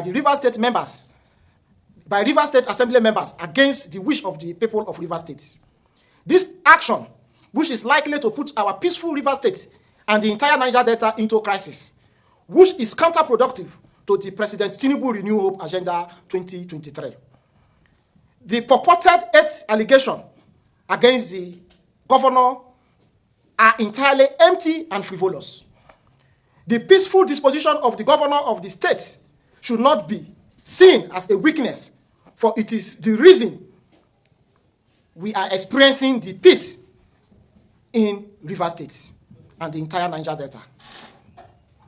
The people of Ijaw ethnic nationality have decided to play a decent politics, but let everyone that is interested in crisis be informed that nobody is an island of violence and crisis. Àwọn tí Fubara àwọn tí Ijaw nation àwọn náà fohùn ránṣẹ́ àwọn náà fohùn líle rán tó fi ránṣẹ́ yẹn wípé àwọn náà ò gọ̀ o bọ́n bá ń dákẹ́ àwọn kan ń dákẹ́ nítorí kálàáfíà lè jọba ni o pé kánjọ́ kan dá ọwọ́ impeachment wọn dúró ẹjẹ́ àtẹ̀wájú àti pẹ́jù ń bẹ̀ ẹjẹ́ àtẹ̀wájú ẹjẹ́ àkó ń bẹ̀ nínú ìròyìn tá a fi kún ẹjẹ́ àsáré jó wọn níbi tá a ti ń gbọ́ tí àwọn kan ń jó tán yọ̀ wípé ó ti ẹ̀dá wọ́n ti gba Nàìjíríà láàyè ní ìsìn ṣebí kéèyàn ti ní $50,000 ní pé àwọn ọmọ Nàìjíríà ní mo ní Amẹ́ríkà náà ń tágẹ́ẹ̀tì àwọn olówó àárín yín ni ṣùgbọ́n kí láyé Amẹ́ríkà náà ṣe ń ṣe ségesège báyìí ẹ̀yin lẹ ní ẹ̀bánu Nàìjíríà bó ti jẹ́ pé partial restriction ni ṣùgbọ́n ní ìsìn bí ìgbà tẹ́ ti yọ restriction kúrò ń bẹ̀ ni ṣùgbọ́n ẹ fẹ́ fi make owó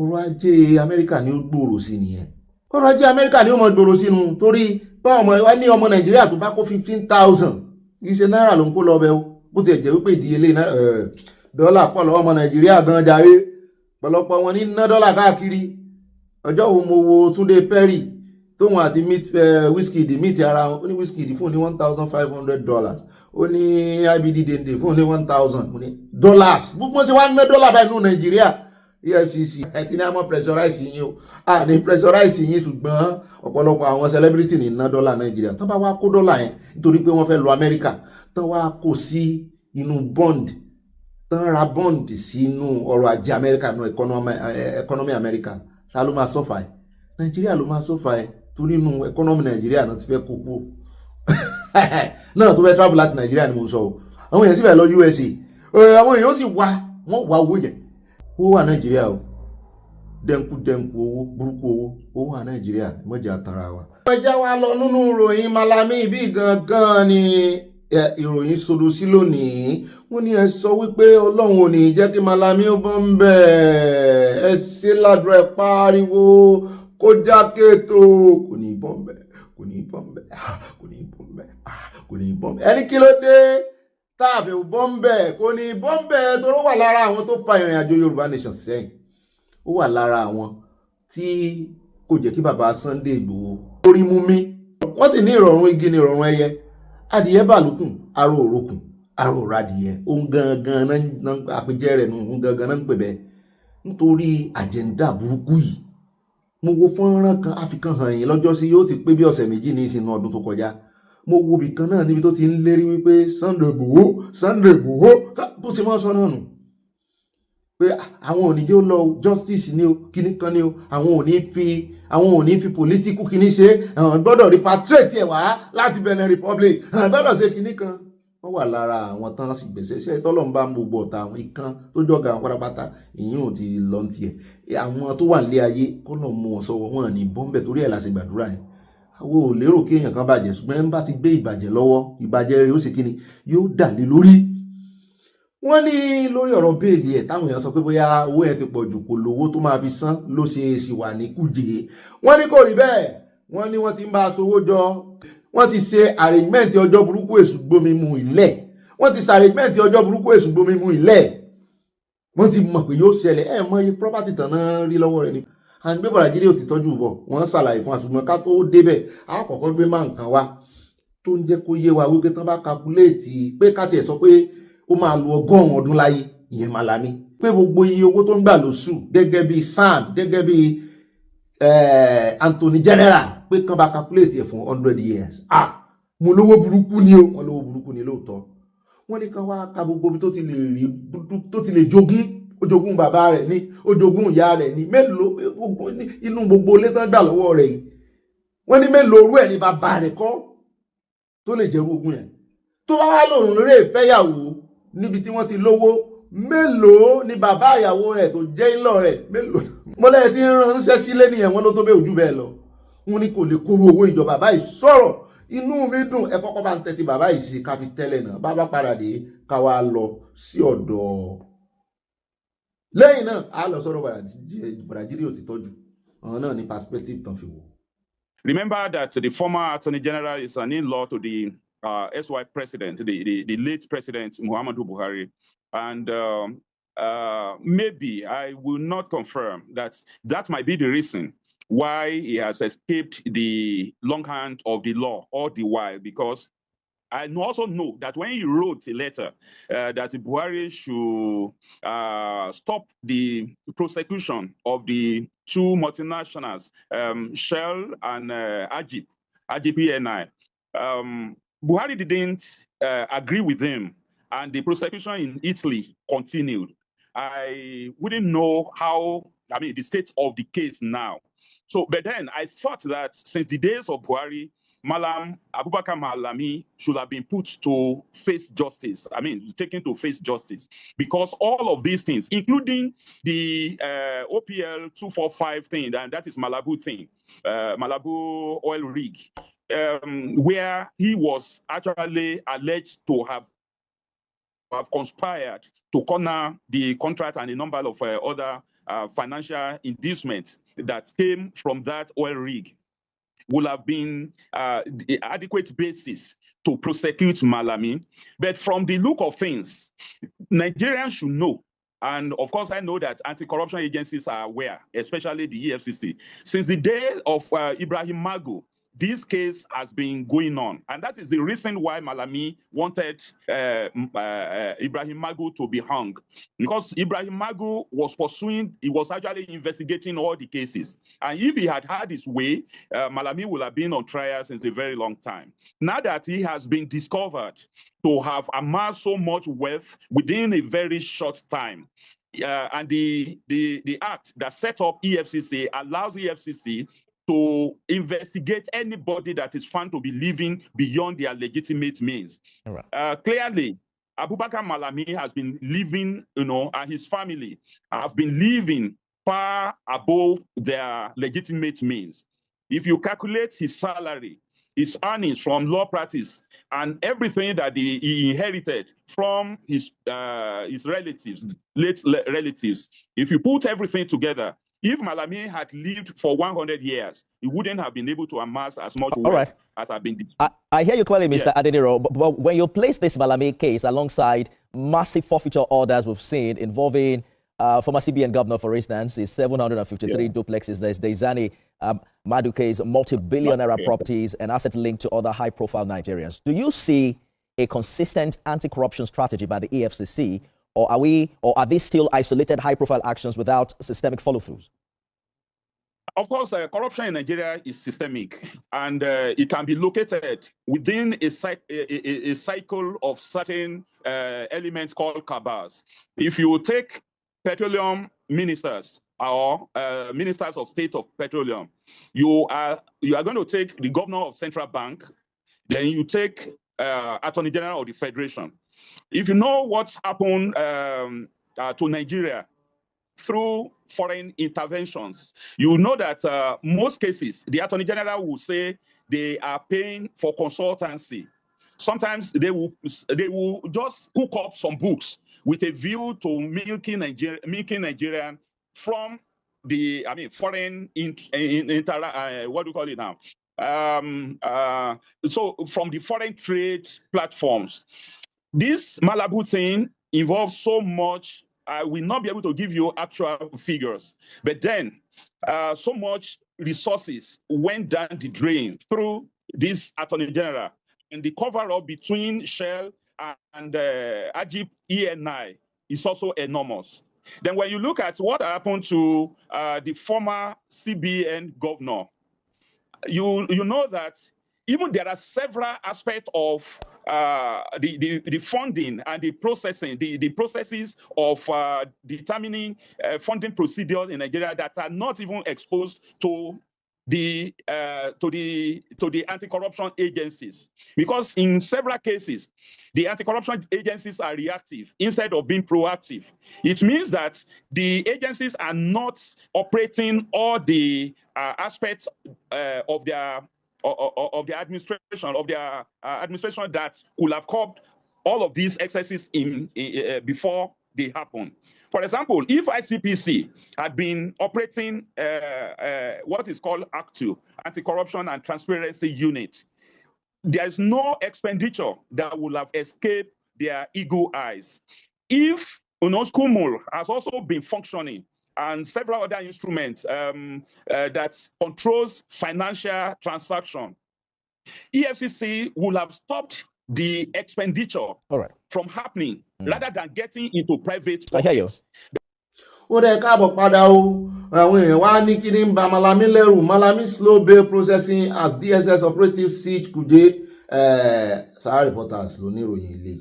Ó ní former Minister of Justice and Attorney General of the Federation, allegedly, ó ní Abubakar Malami San has delayed the processing of his bail following the heavy deployment of operatives of the Ọ̀tẹlẹ̀múyẹ́ to the Kuje Custodial Center in Abuja. Sahara Reporter has learned. Our caller ní ìròyìn o.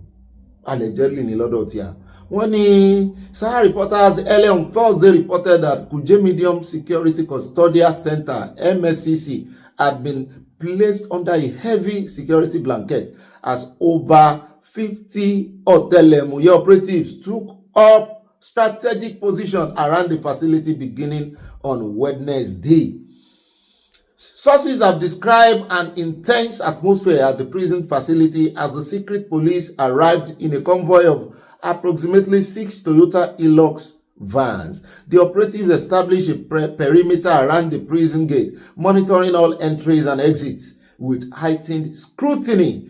One of sources described the deployment as a preemptive move to ensure Mami, Hindu Muslim Mami Boyinbo. One of sources described the deployment.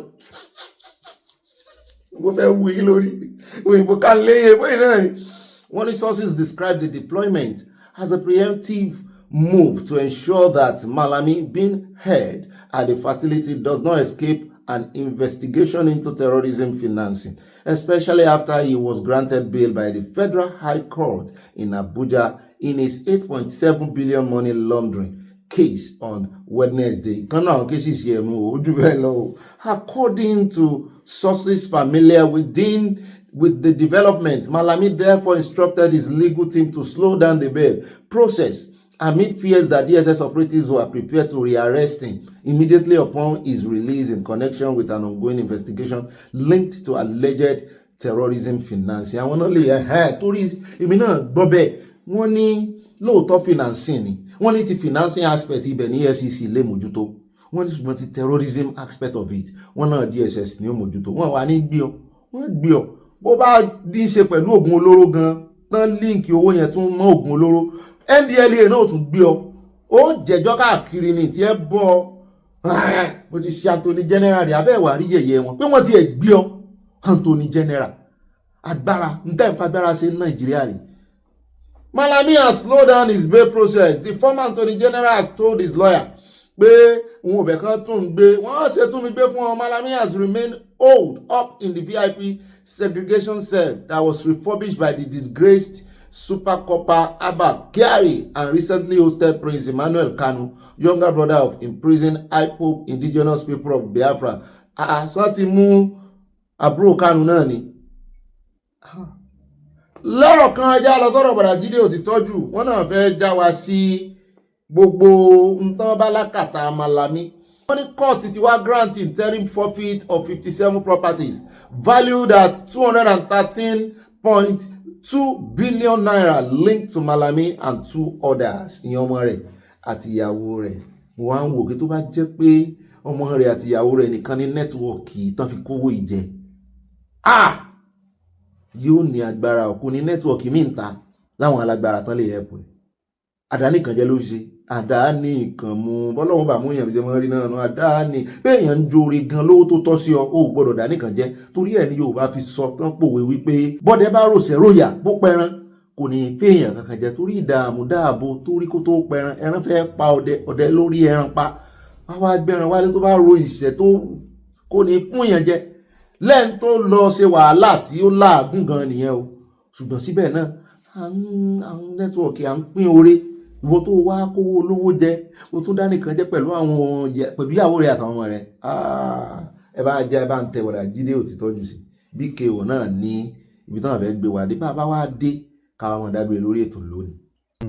If the EFCC says that property A, B, and C, it has every reason to believe that they are linked to the former chief law officer of the Federation, and that it has every reason to believe that those houses were built with proceeds of crime.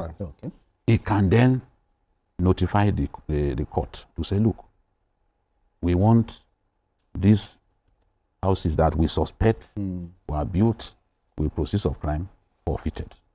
Any house, any property for that matter, that you built with proceeds of crime, you are liable to lose it to the state.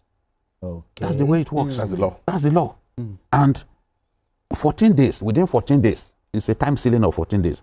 Within 14 days, these houses, those who own them, must step forward and say, okay, these houses belong to me. It is not the product of money laundering. I built these houses with my sweat. They belong to me. I worked hard. It's family business that we did. You know, come and show proof that it belongs to you and that it is not the proceed from the proceeds of crime. When within 14 days, you can show reasonable proof that you built it with lawful, what a beautiful house. You know, you built it lawfully. Then you can have you can have it. But a situation in which you can't prove that this thing you built it with money you made lawfully, I'm afraid it's an interim official order. Within 14 days, if you can't, you must prove. Somebody usually what happens is when the FCC does this kind of thing, when this interim forfeiture happens, nobody steps forward. Nobody. To me. Remember the estate now? Yes. There's someone else. Nobody steps forward. You know, everybody will behave like, oh, even cash. Sometimes they seize cash like this.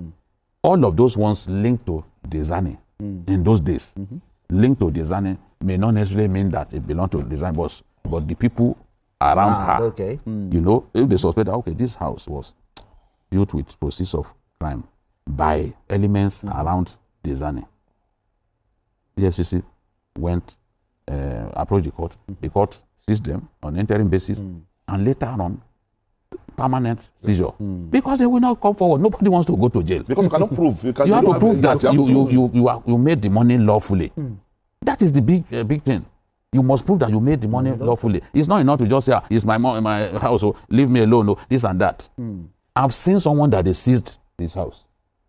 And what did he do? All these check stops over the year because he got a facility from Union Homes to build the house. His check stops. You know, some old men are very meticulous. He had everything. He provided everything in court. And they gave him his thing back. That every month, this was what they were removing from my salary. You know, I will write check. The check stops right there. So for this one, let them step forward. We can't have a situation in which politicians are doing what you call in your face looting, and we can't do anything. Exactly. People in the neighborhood will know that this house belongs to so person, and nobody is talking. They believe that even no matter what happens, they will get away with it, and that is why politicians want to keep their people in power. A governor who has stolen so much money, made gargantuan money, he wants to put somebody that he thinks he trusts, so that person will protect his interests. He wants to fight to put his own person in power as president, so that his loot will be protected. We can't continue like that. And later on, ordinary, even borehole, to sink borehole in some places, we can't sink borehole. We can't give people good roads, neighborhood, inner city roads. And politicians are stealing heavily from us. I know an individual that when his mother died, it was someone that gave him 100,000 naira to travel to go and bury the mom. That person is a multi-billionaire today. Multi-billionaire, maybe he's even watching me. Multi-billionaire. In a flash. Yes. Within a short time, he's able to build houses in Abuja. Buy houses in Abuja in excess of 300 million, 400 million. Come on. We have to fear God now. This is just too much. You must explain. How did you come about the money? How much was your salary over that period? So if Malami cannot step forward and prove that indeed he sweated to build those things, then they say link to him. They are not even saying they belong to him. Because most of the time politicians use other people's names to acquire this. So it's a link. And they are so, you know what they do? The people help them to build houses. Their lives are completely in the hands of those people. A lot of them don't even know how many houses they have. I'm not exaggerating. No. Some politicians have houses in different parts of our country. They don't even know how many they are. They rely heavily on the people who help them. Exactly. Yes. Those people just say, okay, this month, this is, they bring, whatever they bring. Some of those people have helped themselves to some of the loot. Yeah, sure, they just bring, okay, this month, 3 of your houses in Magodo, this is the rent and all that. And he's happy. Extremely greedy fellow. He doesn't even know how many houses he has. Abẹ́ rí bó ṣe sí ojú wa sí ọ̀rọ̀ yìí, bó ṣe ń kówó jẹ nìyẹn o. Obìnrin tóbìnrin ń gbà lọ́wọ́ wọn ló pọ̀ jù Ọlọ́run ọba, àwọn politician yìí. My God. Abẹ́ rí ti Abala Lerefe náà. Owó tán jí tán 2024 ní o lábẹ́ ìjọba olódòdó àwọn kan tún jí owó.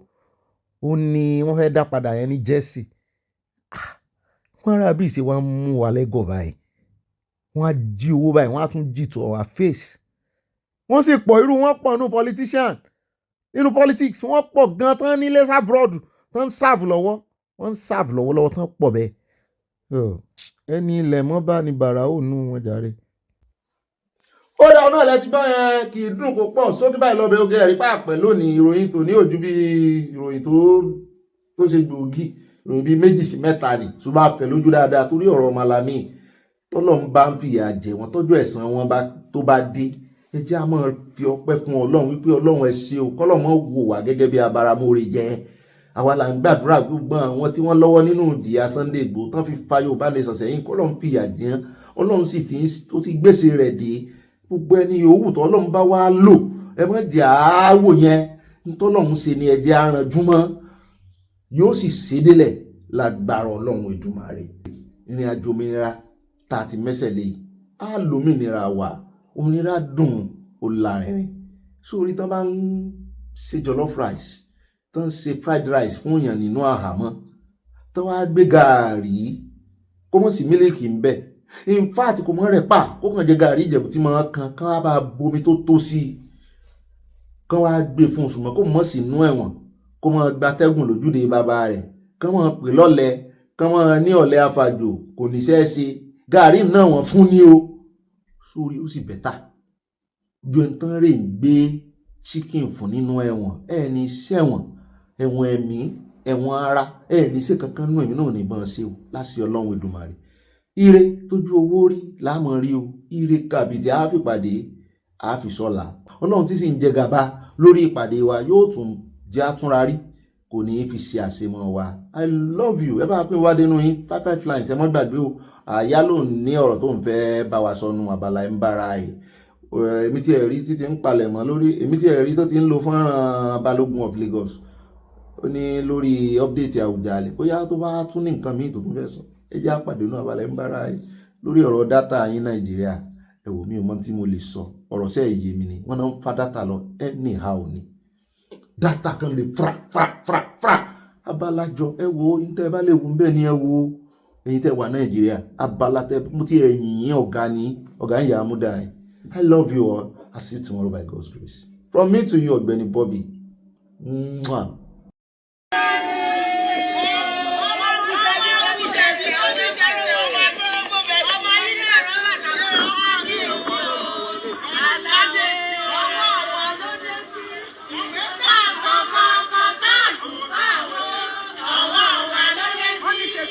Ó dá ọwọ́ wa ló dé sí gbogbo oore owó ire ọmọ ire àlàáfíà ire ayọ̀. Èmi àtàyà náà bá kíjó mọ́lẹ̀ mọ̀ pé etí tiwa bó bá ti gbórin ayọ̀ báyìí àmọ́ jó nígbà tá a wá kọrin tán la bá béèrè pé ó tàlẹ̀ ń kọrin fún náà bá ní ọba tán ṣe ẹni tó tọ́ sí orí oyè Awujale mo ní la bá wúrí ẹ̀rọ ayélujára la bá rí tán pín àwòrán bàbá yìí tẹ́ bá ti rí steez mo lélẹ̀ wọ́n ní ṣe bọ̀dà wá sí orí wọ́n lè dọ̀bálẹ̀ fún ẹni báyìí mo ní káàtì ẹ̀ kọ́kọ́ béèrè lọ́wọ́ àwọn ará Ìjẹ̀bú náà sọ́ba lọ́la rèé ẹjọ́ ẹjẹ́ àmọ́ ẹmọ́ gbẹ̀yìn wa bẹ̀bọ̀ jẹ́ wù àjọ ń fẹnu sí ni ẹjẹ́ àmọ́ o.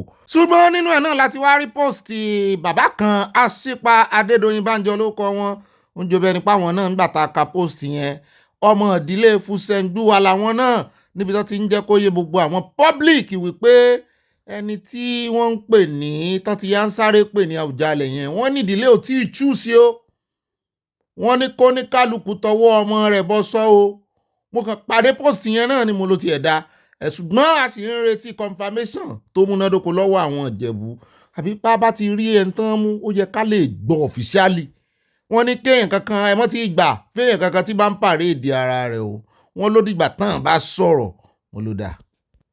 Ẹ já wá dé ọ̀dọ̀ Balógun of Lagos wọ́n wá tún sọ̀rọ̀ lórí ọ̀rọ̀ Awujale wọ́n ti ṣe fọ́nrán yẹn láti jẹta ṣùgbọ́n wúlò ká gbọ́ torí wọ́n ní àwọn kan ń ṣe àṣemọ́ṣe wọ́n sì ń pe àkíyèsí olódòdẹ sí ẹni yẹn wọ́n dárúkọ bàbá yẹn náà wọ́n ní bàbá yẹn ti dàgbà wọ́n náà fi ọba kan jẹ ní sọ̀lọ̀ tí ó fi di dàrúdàpọ̀ ńbẹ̀ wọ́n náà tún fẹ́ lu ọgbọ́n àlùmọ̀kọ́rọ́ yìí tún mú èèyàn kan wá ń wà mọ̀ bóyá ẹni tá a fi hàn yín ní abẹ́ lómi bóyá ẹni tó tọ́ sí rèé ẹ jẹ́ àmọ́ bí ṣe ń lọ ẹ̀jẹ̀ agbọ́rọ̀ lẹ́nu Balógun of Lagos. ẹni tí ó máa fi tiẹ̀ tó máa fi kó bá yín ọlọ́run bá ò ní gbé súnmọ́ yín o ẹjọ́ ọ̀rẹ́ yín Prince Eludoyin ni mo wá fi sùn yín o ẹ pé bàbá yẹn tí bàbá yẹn pọ̀ ju o kí wọ́n má dá sí ọ̀rọ̀ Awujale ẹ pé Prince Eludoyin kọ́ má dá sí ọ̀rọ̀ Awujale o torí wọ́n ní ẹ̀yin ló pè ní ìgbà tí wọ́n fẹ́ jẹ ọba ìsọlọ̀ èèyàn tó yẹ pé criminal accused person wọ́n ní ẹ̀yin ni Prince Eludoyin pè kí wọ́n tó approve ọba ìsọlọ̀ wàhálà yẹn ò tí tán nínú ìsọlọ̀ o wàhálà yẹn kò tí kásẹ̀ ńlẹ̀ ní inú ìsọlọ̀ so ẹ pé bàbá yìí wọ́n má dá sí ọ̀rọ̀ Awujale rárá wọ́n ní wọ́n book appointment láti wá rí yín pé wọ́n fẹ́ mú Kúyẹ̀ wá bá yín pé kí Kúyẹ̀ lè jẹ ọba Awujale Kúyẹ̀ ò tọmọ ìdílé ọba ẹni kí Prince Eludoyin kọjọ kò sí Èkìtì àbí Oǹdó níbikíbi tí wọ́n bá ti bí wọn bàbá tó yẹ pé failure ìgbà tó fi wọ́n sí NNPC wọ́n rán ní ẹ̀tì bàbá tó yẹ pé àwọn ọlọ́pàá water corporation ní Lagos State àwọn ọlọ́pàá ní ìgbà tó wà ní gọ́fìnà kí ni influence tí bàbá yìí fẹ́ ṣe fún wa ní ilé ayé wọ́n ti dàgbà 80 plus ṣọ́fẹ́ jẹ ayé títí wa náà mọ ayé títí wọn ni ẹ pé Prince Eludoyin o ẹ pé Prince Eludoyin kí wọ́n lọ ti ọwọ́ ọmọ wọn bá ṣọ èmi ò bá wọn ṣeré o màá strike wọn pẹ̀lú stroke wọ́n máa yàgbẹ́ sára kọ́ má dá sí ọ̀rọ̀ Awujale wọ́n ní wọ́n fẹ́ mú Kúyẹ̀ Adémọ̀rin Kúyẹ̀ wá bá yín ẹ pé Prince Eludoyin kọ́ má dánwò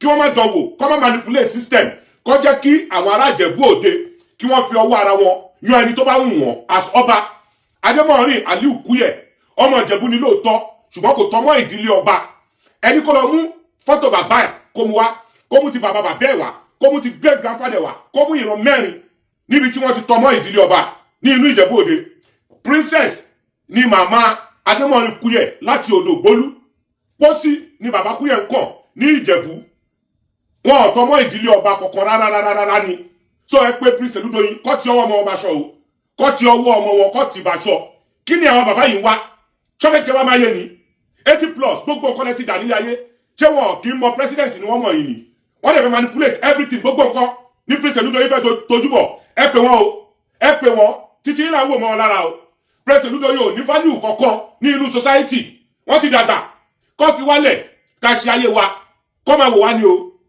kọ́ máa wò wá àgbà ló ń tòlú ọmọdé ló ń ṣe ìlú your excellence sir ẹ pé ọ̀rẹ́ yín Prince Olúdoyin kọ́ máa dá sí ọ̀rọ̀ Awùjalẹ̀ wọ́n lọ fẹ́ mú Adémọ́rin Kúyẹ̀ wá báyìí Adémọ́rin Kúyẹ̀ ò tọ́ mọ́ ìdílé ọba so ẹ pé ọ̀rẹ́ yín Prince Olúdoyin torí tí bá strike wọn mo fi Ọlọ́run bá búra wọ́n máa yàgbẹ́ sára ni may you live long sir God bless the Federal Republic of Nigeria long live Aṣíwájú Bọ́lá Ahmed Tinubu